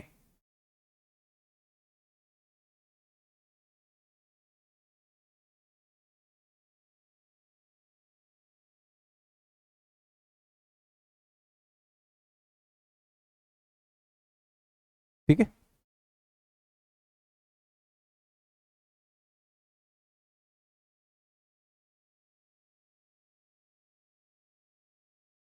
क्या कह रहे हैं? ऑन करना है चैट, क्या चाहते हैं? क्या कुछ थोड़ा सा स्क्रॉल करें। ऑफ स्क्रीन के बाद 10 मिनट बैक से क्लास स्टार्ट हुआ होगा, वहाँ से आगे मेरी स्पेलिंग मिस्टेक हो तो मैनेज कर लेगा। बेटा ध्यान दीजिए ना, जो क्लास में चल रहा है ये सब छोड़िए टाइप करना, आप समय व्यर्थ कर रहे हैं। सर प्लीज बताएं यूपीएससी वाला किसको ज़्यादा प्रेफर करता है, इंग्लिश मीडियम या हिंदी मीडियम? बेटा ऐसे प्रश्न वालों को प्रेफर नहीं करता है, ठीक है? कि सर इंग्लिश वालों को प्रेफर करता है, हिंदी वालों को प्रेफर करता है, ऐसे प्रश्न करने वालों को प्रेफर नहीं करता है। जो परीक्षा की बात कम करते हैं, इधर उधर की बात ज़्यादा करते हैं, तो उनको प्रेफर करता है जो दिशा के लिए क्लियर हैं और कूदने की हिम्मत रखते हैं। आप तो अपना नाम तक बताने की हिम्मत नहीं रखते, आपका नाम केजीएस यूजर है, तो ये फर्जीवाड़ा बंद करें, ठीक है? यहाँ तक हो गया? गर्म जलधारा हो गया। इसके विपरीत आगे लिखेंगे, इसके विपरीत जब प्रवाहित जल का तापमान, इसके विपरीत जब प्रवाहित जल का तापमान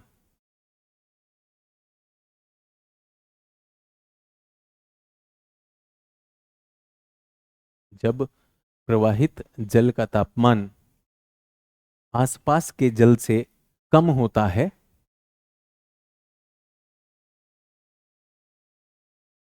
आसपास के जल के तापमान से कम होता है, ऐसे प्रवाह को ठंडी जलधारा कहते हैं।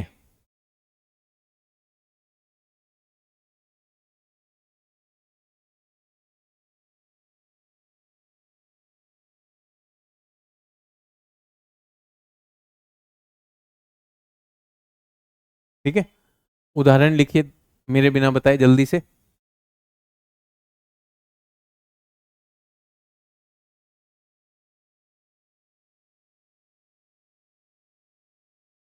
गर्म जलधारा का उदाहरण क्या है?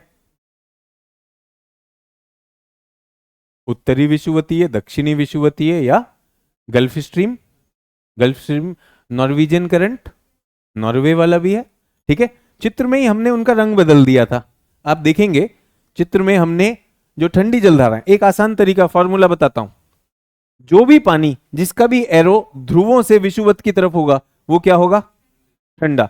जिसका भी एरो विषुवत से ध्रुव की तरफ होगा वो क्या होगा? गर्म। आसान तरीका, आसान तरीका हो गया। लेकिन लेकिन इसमें कुछ अपवाद भी हो सकते हैं, उन अपवादों की बात हम बाद में करेंगे। बट सामान्यतः क्या होता है, ध्रुवों से आने वाला पानी ठंडा होता है और विषुवत से जाने वाला पानी गर्म होता है। ये क्यों बहते हैं, इनसे क्या अंततः क्या अर्जित होता है, वो जनरल ज्योग्राफी में बताएंगे। लेकिन अगर कई जगहों पर आपको जलधाराएं मिलती हैं तो आपको समझ में आना चाहिए। तो जलधाराएं, अब एक प्रश्न लिखेंगे, सभी लोग एक प्रश्न लिखेंगे, महासागरीय जलधाराएं क्या होती हैं? महासागरीय जलधाराएं क्या होती हैं?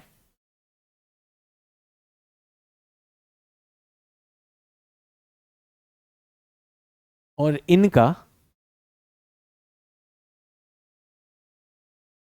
तटीय क्षेत्रों के स्थानिक मौसम पर या तटीय क्षेत्रों के ऊपर प्रभाव, महासागरीय जलधाराएं क्या होती हैं और इनका तटीय क्षेत्रों पर प्रभाव क्या पड़ता है?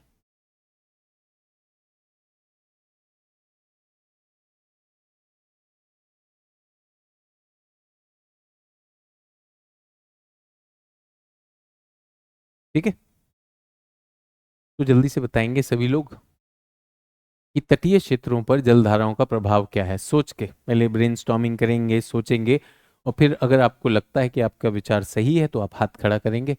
ऑनलाइन छात्रों से मैं इसमें कुछ नहीं मंगा रहा हूं, ऑफलाइन छात्र। देखो भाई, सवाल ये था कि तट पर क्या प्रभाव होता है, ये कह रहे हैं धारा का घनत्व ज्यादा होता है, क्या ये सही उत्तर है? प्रभाव बताओ, जो पूछा जाए उसका जवाब दो, जो जानते हो उसको बेकार में डालने का क्या फायदा, है ना?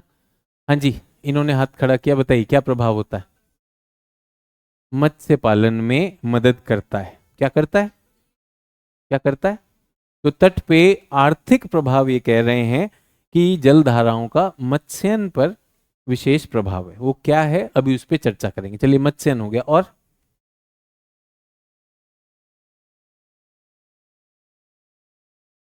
व्यापार। तो इन्होंने कहा जैसे सर यहाँ आपने उदाहरण दिया मुरमांस्क का जो पोर्ट है, बैठ जाइए प्लीज। तो मुरमांस्क का पोर्ट जलधाराओं की वजह से 12 महीने खुला हुआ है और ये 4 महीने के लिए बंद हो गया।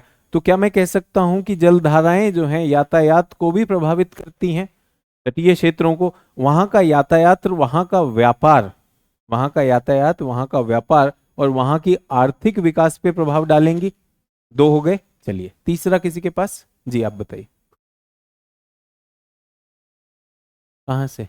अच्छा वो हाथ खड़ा करते ना, वो पीछे आ गए। जलवायु को अनुकूल और प्रतिकूल, हाँ जी आप कुछ कह रहे थे।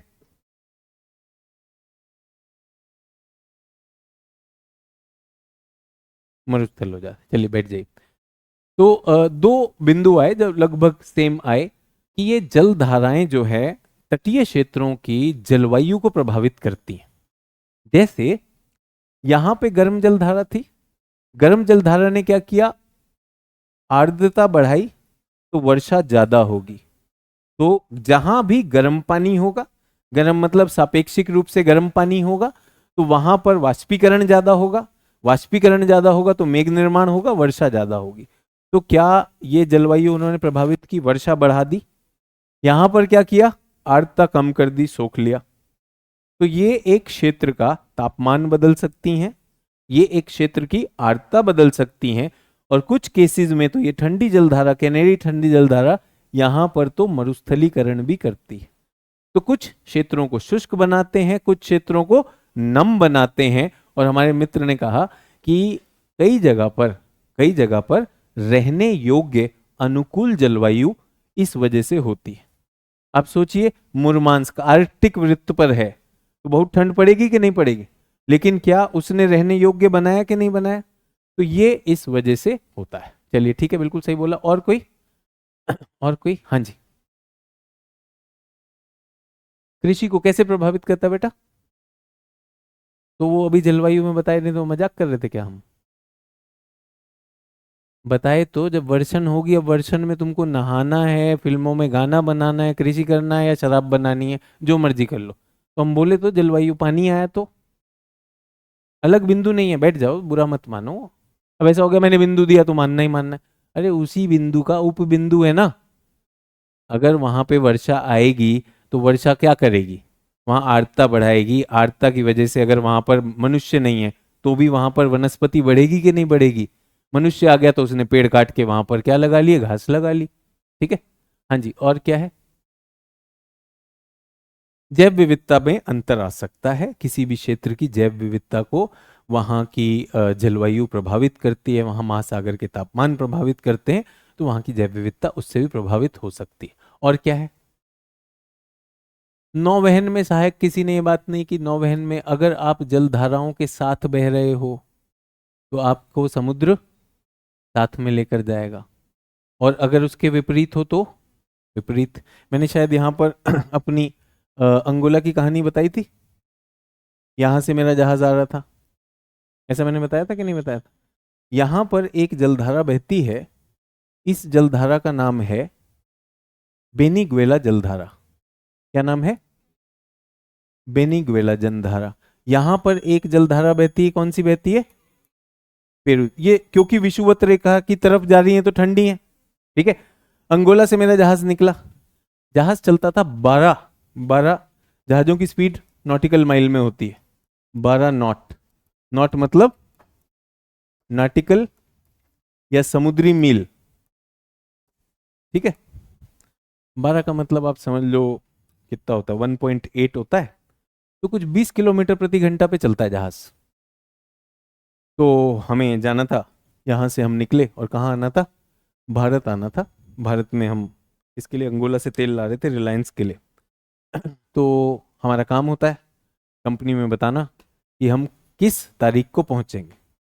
तो अगर मेरे पास दूरी है और अगर मेरे पास गति है, तो दूरी को गति से भाग करके क्या मैं समय निकाल सकता हूं? तो समय निकाल के हमें भेजना होता है कि कब तक जहाज पहुंच जाएगा। तो कप्तान ने भेज दिया था, कप्तान ने भेजा इससे, और यहाँ पे जहाज चल रहा है 7 या 9 या 10 नॉट पे चल रहा है। 6 घंटे हो गए, 9 नॉट चल रहा है, 7 8 9। कप्तान का थोड़ा हौसला गिरने लगा, नया कप्तान था, शायद इस रूट पे कभी रहा नहीं होगा। फिर वो 9 के बाद समुद्र भी थोड़ा सा अच्छा नहीं चल रहा था, काफी जहाज हिचकोले ले रहा था, तो वो 7 हो गया, 6 हो गया। 6 का मतलब आपने किससे गणना की है? 12 से। जहाज किस गति पे चल रहा है? 6 पे। तो जो आपने समय सोचा था अब दुगना लगेगा कि नहीं? उसने कहा यार मुझे चेंज करना पड़ेगा। मैं कहा चिंता क्यों कर रहे हो, चलने दो। अब मैं तो थोड़ा भूगोल जानता था, प्लान मैंने बनाया था। मैंने कहा सर अभी कोई दिक्कत नहीं, ये इसी लेग में होगा, अगले 12-18 घंटे ये है, उसके बाद गति बढ़ जाएगी। नहीं नहीं नहीं कप्तान मैं हूं, आपकी मर्जी। उसने अपनी रिपोर्ट बदल दी कि अब जो है हम इतने दिन नहीं इतने दिन बाद पहुंचेंगे। कंपनी से आया, ऐसा क्या कर रहे हो भाई तुम, जहाज हमारा है, तुम बीच में कहीं और तो नहीं रोक रहे हो? पहले लग रहे थे मान लो 17 दिन, अब तुम कह रहे हो 30 दिन, ऐसा कैसे हो गया? और सारे जहाज 17 दिन में आ जाते हैं, तुम्हारा 30 क्यों लग रहा है? तो बेचारा उसे समझा रहा है। 18 घंटे बाद वापस 12 हो गए हम। बोला अब क्या करूं? मैं तब भी कुछ नहीं था यार। अगर आपको थोड़ी भी बात समझ में आ रही है तो ये आपके खिलाफ चल रहा है, पानी आपके खिलाफ चल रहा है। आप सोचिए, ये तो स्कूलों में पढ़ा है कि नहीं पढ़ा, 10वीं 11वीं में न्यूमेरिकल, नदी के बहाव के साथ नाव जा रही तो क्या स्पीड होगी, और नदी के खिलाफ जा रही है तो ये समुद्र की नदी तो है, समुद्र की नदी है। अगर उन्होंने पढ़ा होता तो समझ आ जाता है। जब उसके बाद यहां गए, इधर आए, तो अचानक जो है स्पीड बढ़ गई, 12 की जगह 15 हो गई। बोला यार ये तो रॉकेट बन गया है। ये चिंता मत करो, ये छोटी छोटी बात पे क्यों घबराना है, ये आते रहते हैं जाते रहते हैं, और अंत में क्या निकल के आएगा? जहाज की औसत गति क्या निकलेगी? औसत कितनी आएगी? 12 आएगी। आप लोग जब तैयारी करते हो, कभी कभी ऐसा लगता है सारी मुट्ठी में है हमारी दुनिया, आज सारी किताबें तोड़ डाली, जोश आता है कि नहीं आता है?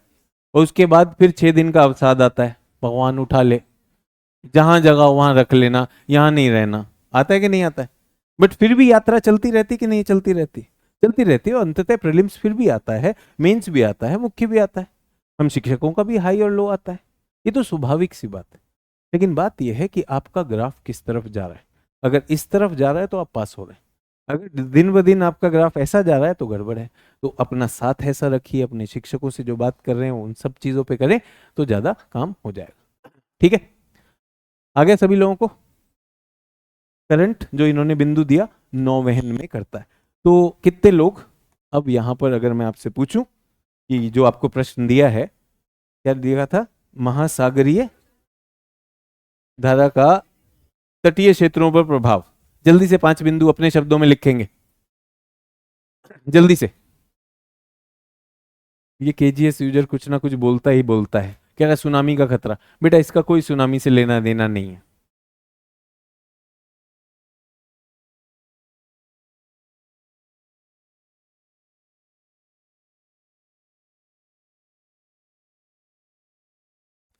तो हमने क्या लिखा था? मत्स्यन। दूसरा नौवहन, मत्स्यन भी लिखा, नौवहन भी लिखा। तीसरा जलवायु परिवर्तन, कहीं पर जलवायु में प्रभाव, परिवर्तन नहीं लिखेंगे, जलवायु प्रभाव। तो कहीं पर तापमान बढ़ सकता है, कहीं पर शुष्क हो सकता है जैसे मरुस्थल। ठंडी जलधाराओं के साथ क्या होते हैं? मरुस्थल होते हैं। और गर्म जलधारा के साथ क्या होता है? वर्षा होती है। गर्म जलधारा वर्षा, ठंडी जलधारा मरुस्थल। ठीक है। नौवहन में सहायक, नौवहन क्या होता है? जहाजों का जो चालन होता है उसमें मदद करते हैं। मत्स्यन, मत्स्यन में भी वो होता है। ठीक है। किसी ने कहा जैव विविधता, जैव विविधता पर भी होता है। ठीक है। वैश्विक जलवायु सब चीजों पर इसका प्रभाव होता है। और एक मेरी तरफ से लिख लीजिए, पृथ्वी का ऊष्मा बजट। क्या लिखेंगे? पृथ्वी का ऊष्मा बजट, पृथ्वी का ऊष्मा बजट संतुलन करते हैं। तो पृथ्वी में गर्म और ठंडे क्षेत्रों में जो ये स्थानांतरण होता है, ऊष्मा बजट। चलिए ऊष्मा बजट समझ में नहीं आया, चिंता मत करिए, ऊष्मा बजट मैं आपको जनरल ज्योग्राफी में जरूर पढ़ाऊंगा। रोशन लिख रहे हैं अंतरराष्ट्रीय ट्रांसपोर्ट, बिल्कुल सही कहा रोशन ने। फिशिंग भी सही कहा, हॉट या कोल्ड वेदर। हॉट या कोल्ड भी लिख दिया बेटा रोशन, साथ ही साथ में शुष्क और आर्द्र भी लिखना होगा जैव विविधता में। ठीक है। अब अब मैं ये जो मत्स्यन की किसी ने बात कही उसके बारे में आपको बताना चाहता हूं कि मत्स्यन कहाँ होता है। तो मत्स्यन का केंद्र मत्स्यन के लिए जहां ठंडी व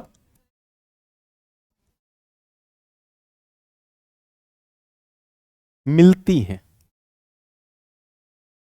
इसी पे प्रश्न आ जाता है कि गर्म और ठंडी जलधाराएं जहां पर मिलती हैं वहां पर मत्स्यन के लिए अनुकूल हो जाता है। तो कोई बताएगा क्यों अनुकूल हो जाता है? ये हमारा समुद्र है, ठीक है, यहां पर ठंडी जलधारा और यहां पर गर्म जलधारा। गर्म और ठंडा, गर्म और ठंडा जिन क्षेत्रों में मिलते हैं उन क्षेत्रों में मछली ज्यादा पकड़ी जाती है, मत्स्यन का केंद्र बन जाते हैं। क्यों?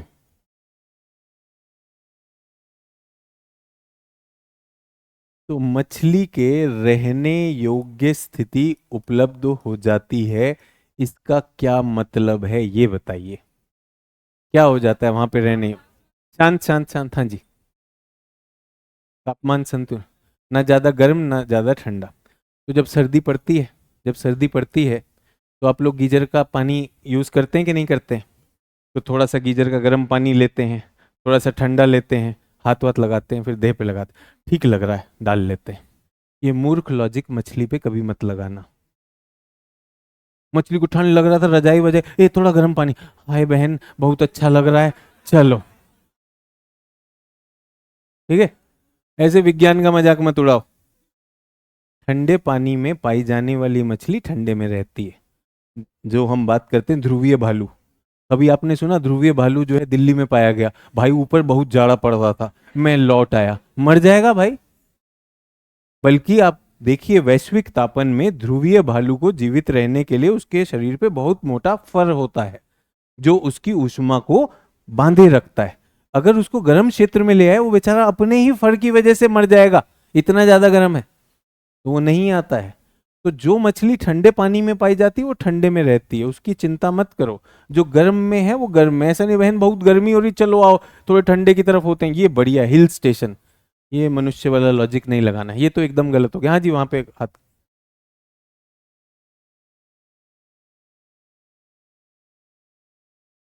प्लैंकटन शैवाल होता है, वैसे तो प्लैंकटन शैवाल नहीं होता है। चलिए बैठ जाइए, ठीक कह रहे हैं आप। सर फिश के लिए फूड मिलता है, वहां पे फूड क्यों मिलता है? स्विगी है उधर। सर वहां पर ना कुहासा हो जाता है तो कुहासा में मछली मछली मिलेंगी, फिर प्रजनन करेंगी, कुहासे का फायदा उठाएंगे कि भाई वहां पर्सनल रहता है, कोई देख नहीं रहा है। ये देखो ये भी मनुष्य वाला लॉजिक लगाया कि नहीं? सर वहां कुहासा है,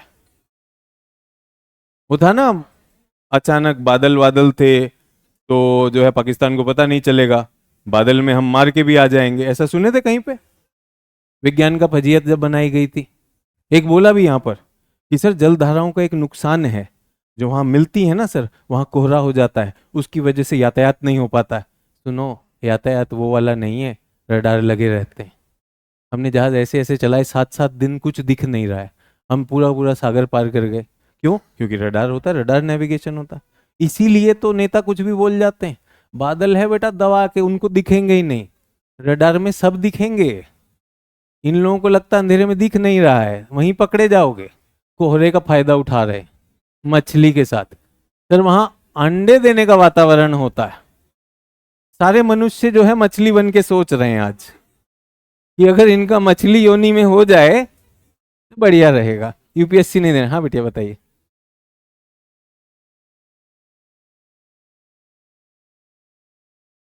अच्छा ठंडी जलधारा पादपों को लेकर आती है, तो मुझे एक बात बताइए बेटिया कि ठंडी जलधारा तो ध्रुवीय क्षेत्रों से आ रही है, ध्रुवीय क्षेत्रों में तो वैसे ही पादप नहीं पनपेंगे, तो कहां से लाती है, मतलब अगर आपका विचार मैं ले लूं तो लाती कहां से?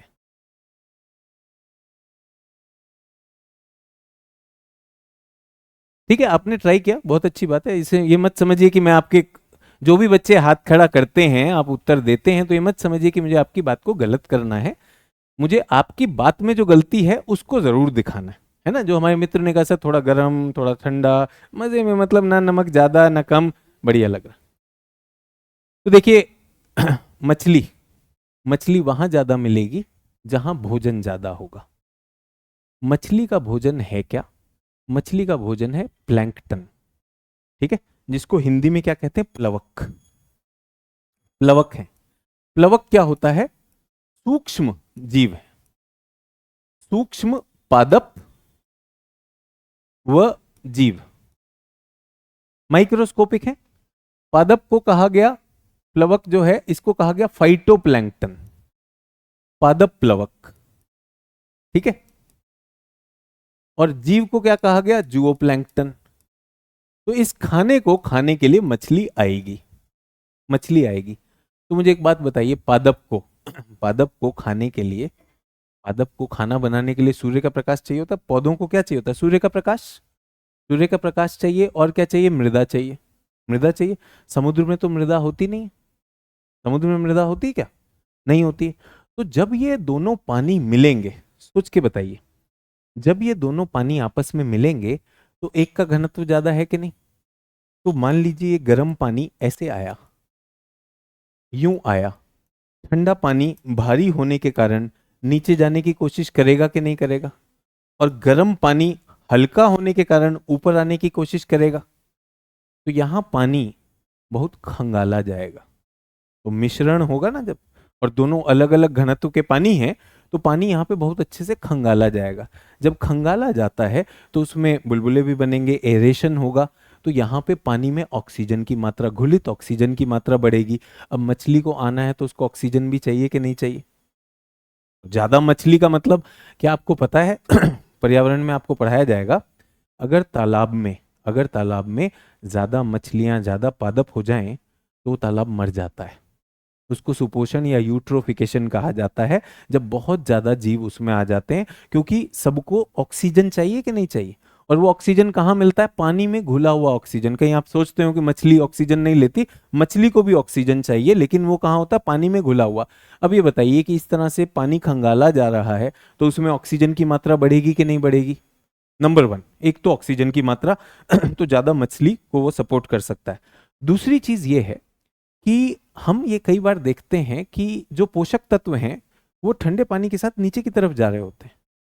समुद्र के तल में बहुत सारे पोषक तत्व नीचे जाकर बैठ गए हैं, लेकिन अगर खंगाला जाएगा, ठंडा गर्म मिक्स हो रहा है, तो पोषक तत्व भी वहीं पर सतह पे बने रहेंगे। मृदा तो नहीं है, लेकिन पोषक तत्व तो चाहिए प्लवक को। अगर प्लवक को पोषक तत्व मिल रहा है और उस क्षेत्र में ज्यादा ऑक्सीजन है, तो मुझे बताइए क्या पादप, फाइटोप्लैंक्टन की मात्रा बढ़ेगी या घटेगी? फाइटोप्लैंक्टन को खाता है जुगोप्लैंक्टन, जुगोप्लैंक्टन की मात्रा बढ़ेगी कि नहीं बढ़ेगी? ये तो पृथ्वी की खाद्य श्रृंखला है, खाद्य श्रृंखला है, तो वो बढ़ गए। अब ये दोनों किसका खाना होते हैं?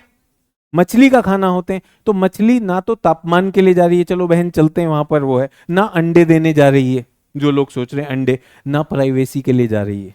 मछली किस लिए जा रही है? खाने के लिए।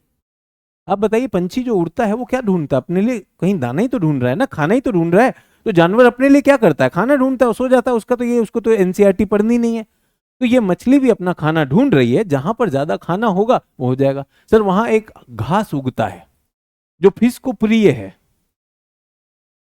खास घास है।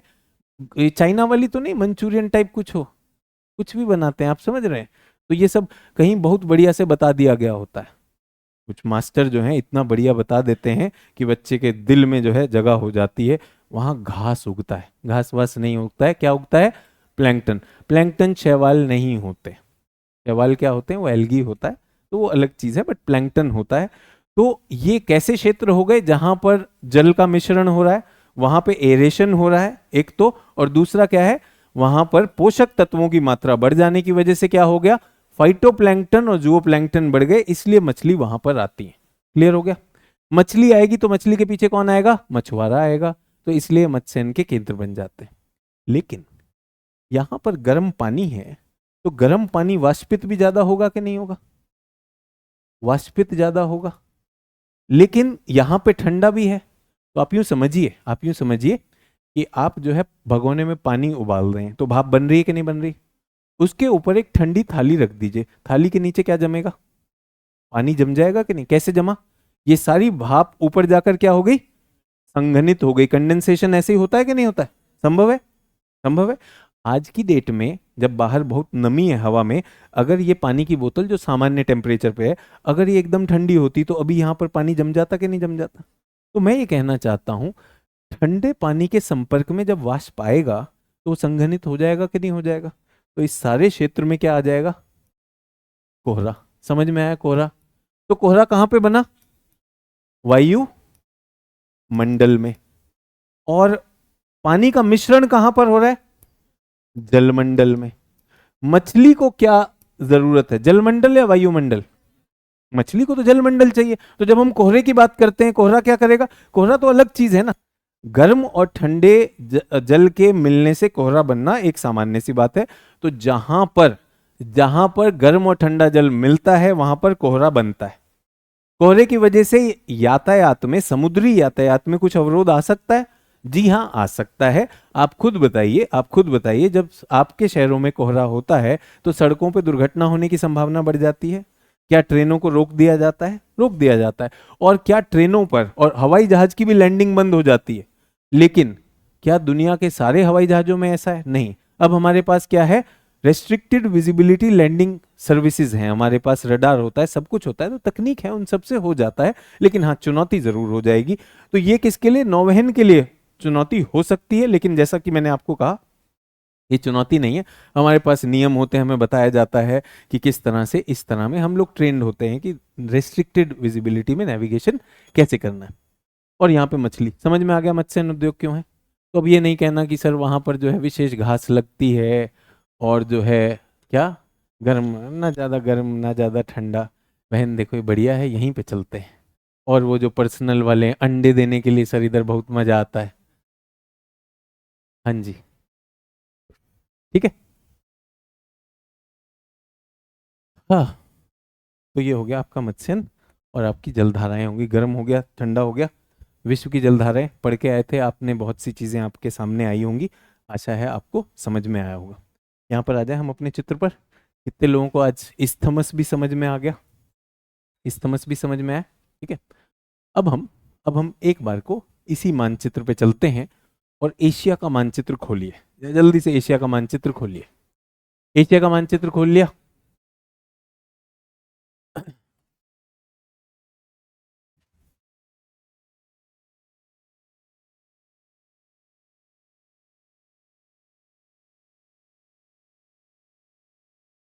खोल लिया सब लोगों ने? भौतिक मानचित्र के रंगों को देखिए।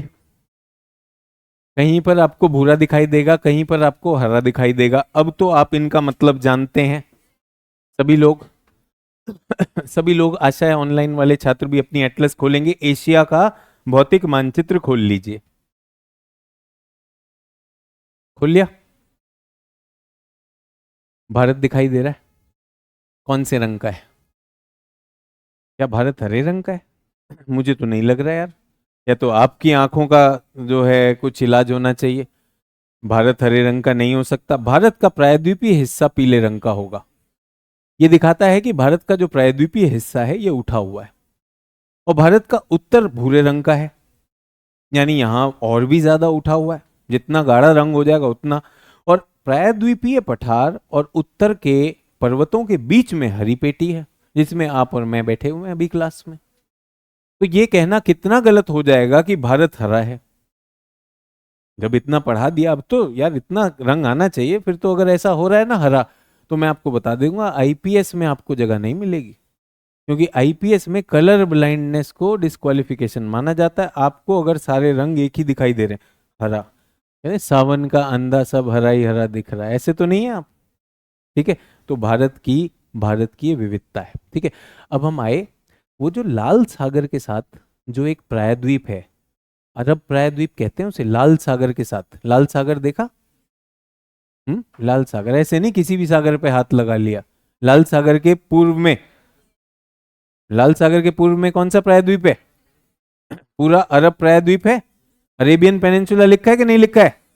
सऊदी अरब उसी में है। नहीं है तो बेकार में गंभीर बन के मत दिखाओ, मौका है एकदम चंपक बन के पड़ोसी से पूछ लो कुछ, एकदम पीएचडी बन के। समझ नहीं आ रहा भाई, बस इज्जत बचा ले।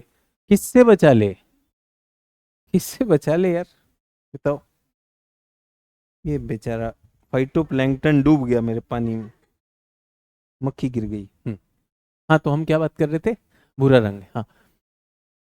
ये है अरब का प्रायद्वीप। अरब का प्रायद्वीप विश्व का सबसे बड़ा प्रायद्वीप। ठीक है, सबसे बड़े छोटे तो हम अक्सर देखते रहते हैं। तो इस पे जहां अरेबियन पेनिनसुला लिखा उसमें ब्रैकेट में 1 लिख लो। 1 का मतलब हमेशा ये होता है कि सबसे बड़ा होगा, नंबर 1 पे हो गया। ठीक है, अरब का प्रायद्वीप दिखाई दे गया। अरब प्रायद्वीप के पश्चिम में तो है लाल सागर, इसके उत्तर में बताइए क्या है? फारस की खाड़ी। मिली या नहीं मिली? सब लोग देख लीजिए, परिचय है, अगर ये नहीं देखेंगे तो गड़बड़ है। अरब का प्रायद्वीप और फारस की खाड़ी मिल गई। फारस की खाड़ी मिल गई। क्या आपको अरब सागर भी मिला? ये सब मार्क करते चलिए, अरब सागर भी मिल जाना चाहिए। अच्छा ये बताइए, अरब के प्रायद्वीप का रंग क्या है भौतिक मानचित्र में? तो भूरा है। भूरा या पीला? भूरा या पीला? तो अब तो आपको समझ में आ गया देख के कि ये पठारीय होगा। अधिकांश हिस्सा इसका क्या है? पठारीय। लेकिन जो इसका पूर्वी हिस्सा है वो हरा दिखाई दे रहा होगा। तो अगर नदी रखी जाए तो नदी किस तरफ को बहेगी? पश्चिम से पूर्व की तरफ। नदी तो ढाल की तरफ बहेगी कि नहीं? तो ये भी एक लॉजिक होता है कि भाई नदी बहेगी कैसे, ऐसे बह जाएगी। ठीक है, अच्छा। अब इसके उत्तर में जो फारस की खाड़ी है, फारस की खाड़ी के ऊपर फिर ब्राउन आ गया। ईरान, इराक, ये मुख्य भूमि है, यहां पर फिर पर्वत आ गए। ठीक है, भारत की तरफ आ जाओ, भारत के ऊपर तो सबसे गाढ़ा भूरा है या नहीं? एकदम ब्राउन है। ये दुनिया के सबसे ऊंचे पर्वत श्रृंखलाएं, हिमालय लिखा है। हिमालय के उत्तर में चलते जाइए, तिब्बत लिखा है। बस मेरे साथ रहिए, उसमें वो दिखना चाहिए हिमालय। हिमालय के उत्तर में तिब्बत, तिब्बत के उत्तर में कुनलुन लिखा होगा। कुनलुन भी लिखा है। मिला है कि नहीं मिला? नहीं तो एकदम पड़ोसी से पूछ लो। कुनलुन के बाद थोड़ा सा रंग हल्का हो जाता है और वहां लिखा होगा तारिम घाटी। तारिम लिखा है। अब थोड़ा सा रंग जो है हल्का हुआ होगा, यानी थोड़ा निचला स्थान, लेकिन अभी भी ऊंचा है। घाटी होगी, तारिम आ गया, मिला। तारिम के भी उत्तर जाऊंगा तो तीन शान आ जाएगा, फिर से पर्वत आ गए। तीन शान है, तीन शान। तारिम, तारिम के ऊपर फिर से जो ब्राउन आया, तीन शान है या नहीं है? पड़ोसी से पूछ लो, कोई चिंता नहीं करनी, अब तो परिचय ले रहे हैं। अब हम कहां पर हैं? हम ना चीन और मंगोलिया के पास हैं, और ये केंद्रीय एशिया भी है। केंद्रीय एशिया, चीन, मंगोलिया। पूर्व में क्या है? चीन है। तो अब सभी लोग इसी मानचित्र के साथ में जो दूसरा मानचित्र वो राजनीतिक है कि नहीं? राजनीतिक और भौतिक दोनों खोल के बताइए, चीन का अधिकांश हिस्सा कौन से रंग का है? तो चीन तो भूरा है। चीन का 2/3 भाग, चीन भले ही बड़ा देश होने दीजिए, टॉप 3 में साइज में आता है, 2/3 चीन रहने योग्य नहीं है। चीन का केवल पूर्वी हिस्सा हरा है या नहीं है? केवल 1/3 भाग में, 1/3 भाग में चीन की आबादी रहती है। चीन भले ही बड़ा देश हो, लेकिन उसका बहुत बड़ा हिस्सा जो है पठारीय है, बहुत बड़ा हिस्सा पर्वतीय। चीन समझ में आ गया? अच्छा, जापान में बहुत सारे भूकंप आते हैं। जापान का रंग देख के बताइए मुझे जरा, जापान के द्वीपों का भौतिक मानचित्र में। जापान दिखा कि नहीं? चीन के बाद समुद्र में आएंगे जापान, कौन सा रंग है? ब्राउन है। तो जापान सारा का सारा पर्वतीय है। थोड़े बहुत हिस्से घाटियों में उनके शहर बन जाते हैं, जहां पे आपका जो है टोक्यो आ जाएगा, हिरोशिमा आएगा, नागासाकी आएगा। ये सारे मैं धीरे धीरे आपको करवाने वाला हूं। यहां तक समझ में आया? तो हमने भारत देख लिया, भारत के उत्तर में हमने देख लिया चीन में बहुत सारे पर्वत पठार हैं, और चीन के उत्तर में छोटा सा देश है मंगोलिया, स्थलबद्ध देश दिखाई दे रहा है। मंगोलिया भी भूरे रंग का है कि नहीं, जरा देखिए। तो भारत के उत्तर में तो ये सारे पर्वतीय पहाड़ हैं। अब हम आ जाते हैं रूस में। भाई ये रूस बहुत बड़ा है कि नहीं? पहले तो रशिया देखो जरा राजनीतिक मानचित्र में। रशिया दिखाई दे रहा है राजनीतिक में। सर ये तो पूरा का पूरा पूर्व से पश्चिम तक फैला हुआ है कि नहीं? तो अगर मैं आपसे रशिया के रंग पूछूं भौतिक मानचित्र में, तो रशिया का कौन सा रंग है? ग्रीन है या पीला है या भूरा है? सर लग तो हरा रहा है। क्या मैं कह सकता हूं पश्चिमी भाग हरा है? पश्चिमी भाग हरा है। जैसे जैसे पूर्व की तरफ आता जाता है तो यहां पर भी पर्वतीय हो जाता है। और मैंने आपको ये भी बताया था कि रूस कहां पर है, रूस थोड़ा सा यूरोप में भी है और थोड़ा सा इधर भी। तो रूस का जो ये हिस्सा है ये मैदानी हिस्सा है। मैदान भी क्यों बने? ऐसा ही कुछ यूरोप में भी मैदान थे। यूरोप इतने हरे रंग का मैदान और रूस इतने हरे रंग का मैदान, क्या ये इत्तेफाक है या इसका भौगोलिक कारण है? इसका भौगोलिक कारण है हिमयुग। यहां पर हिम आच्छादित था, जब हिम गई तो उस सारी जगह को सपाट करके गई, इसलिए ये मैदान है।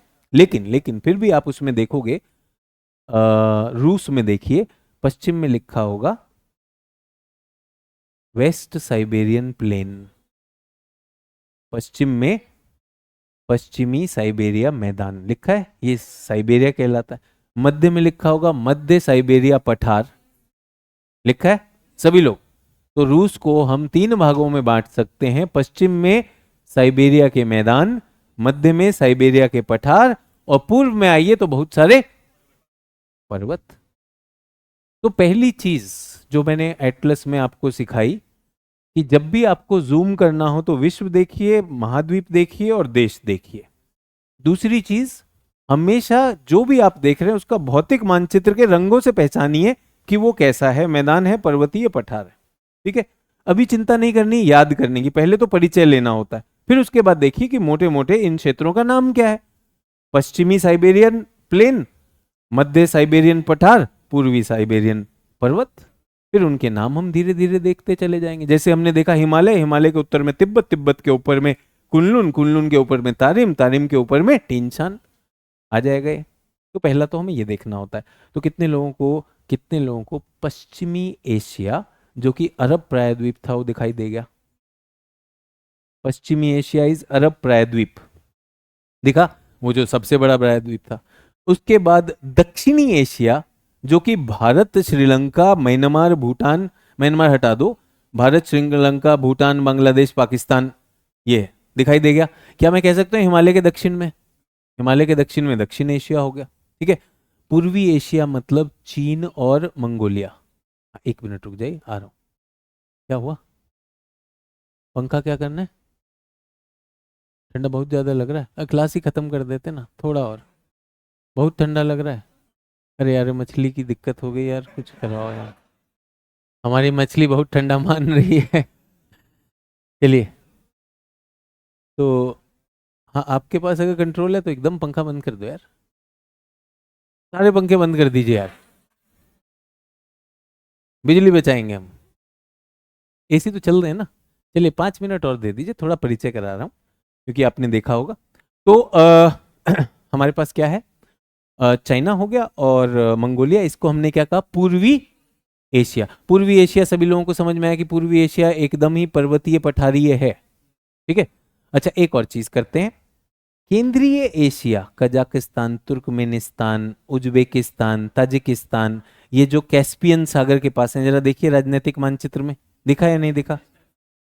दिखाई दिया? अच्छा ये कैसा क्षेत्र है? ये भी तो पहाड़ी क्षेत्र है, लेकिन कैस्पियन के आसपास तट पे हरे रंग का हो जाता है। ठीक है, तो ये भी हो जाता है। इसको क्या कहते हैं? केंद्रीय एशिया। तो कितने लोगों को पश्चिम एशिया दिख गया, दक्षिण एशिया दिख गया, केंद्रीय एशिया दिख गया, पूर्वी एशिया भी दिख गया। ठीक है, अब आपको ये हिस्सा देखना है। कौन सा हिस्सा? ये हिस्सा मैं अभी लिख रहा हूं यहां पर, ए और बी। ये हिस्सा कहलाता है south east Asia. South east Asia दिखाई दिया, ए और बी। सर ए और बी में अंतर क्या है? ए है एशिया का प्रायद्वीप और बी है साउथ ईस्ट एशिया का द्वीपीय हिस्सा। कुछ हिस्सा द्वीपीय, कुछ हिस्सा प्रायद्वीप। जल्दी से चेक करो, ये वाला हिस्सा मैं शेड कर रहा हूं, इसमें कौन से देश हैं? Laos, Myanmar, Laos, Cambodia, Vietnam. मिले? Myanmar, Laos, Cambodia, Vietnam, Thailand. इस प्रायद्वीप को क्या कहते हैं? इंडो चाइना प्रायद्वीप। इंडो चाइना प्रायद्वीप। तो ये क्या कहलाता है? ए कहलाता है प्रायद्वीपीय दक्षिण पूर्वी एशिया। ए क्या कहलाता है? प्रायद्वीपीय दक्षिण पूर्वी एशिया। और बी क्या है? बी में सभी लोग स्क्रीन पर इंडोनेशिया, फिलीपींस दिखाई दिया? इंडोनेशिया, फिलीपींस, ब्रुनेई, ये सब दिखाई दिए। ये सब क्या कहलाते हैं? आर्चीपेलागिक। आर्चीपेलागिक क्या होता है? द्वीपीय साउथ ईस्ट एशिया। तो साउथ ईस्ट एशिया दो भागों में विभाजित है। पहला क्या है? प्रायद्वीपीय, जो भूमि से सटा हुआ है, और दूसरा क्या है? द्वीपीय। प्रायद्वीपीय, द्वीपीय। क्लियर हुआ है? नहीं हुआ? नहीं हुआ तो एक बार पूछ लीजिए। लाओस, कंबोडिया, थाईलैंड, वियतनाम, ये कहां पर हुए? प्रायद्वीप में। मलेशिया भी उसी में है।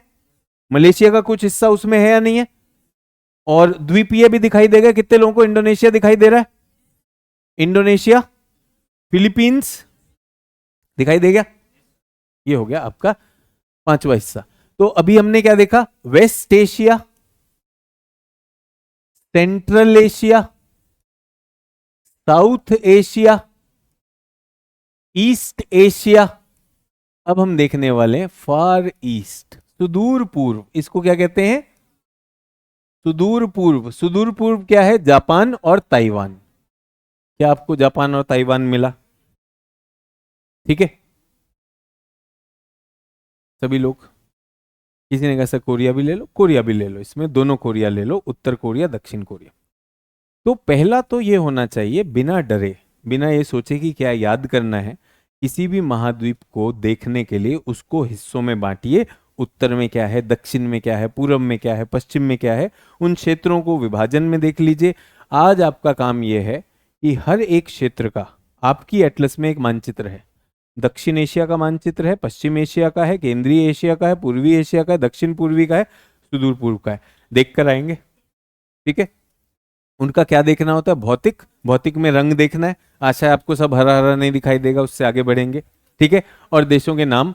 इसमें से क्या प्रश्न आए हैं? इसमें देशों की राजधानियों को उत्तर से दक्षिण जमाने को कह दिया है, महासागरों को मेल करने के लिए कह दिया है, नदियां किस खाड़ी में गिर रही हैं उस पर भी कह दिया है।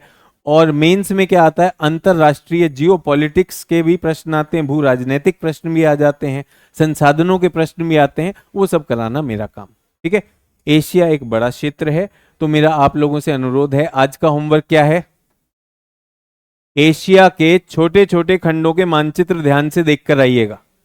और फिर से कह रहा हूं, विश्वास चाहिए, अंधविश्वास नहीं चाहिए।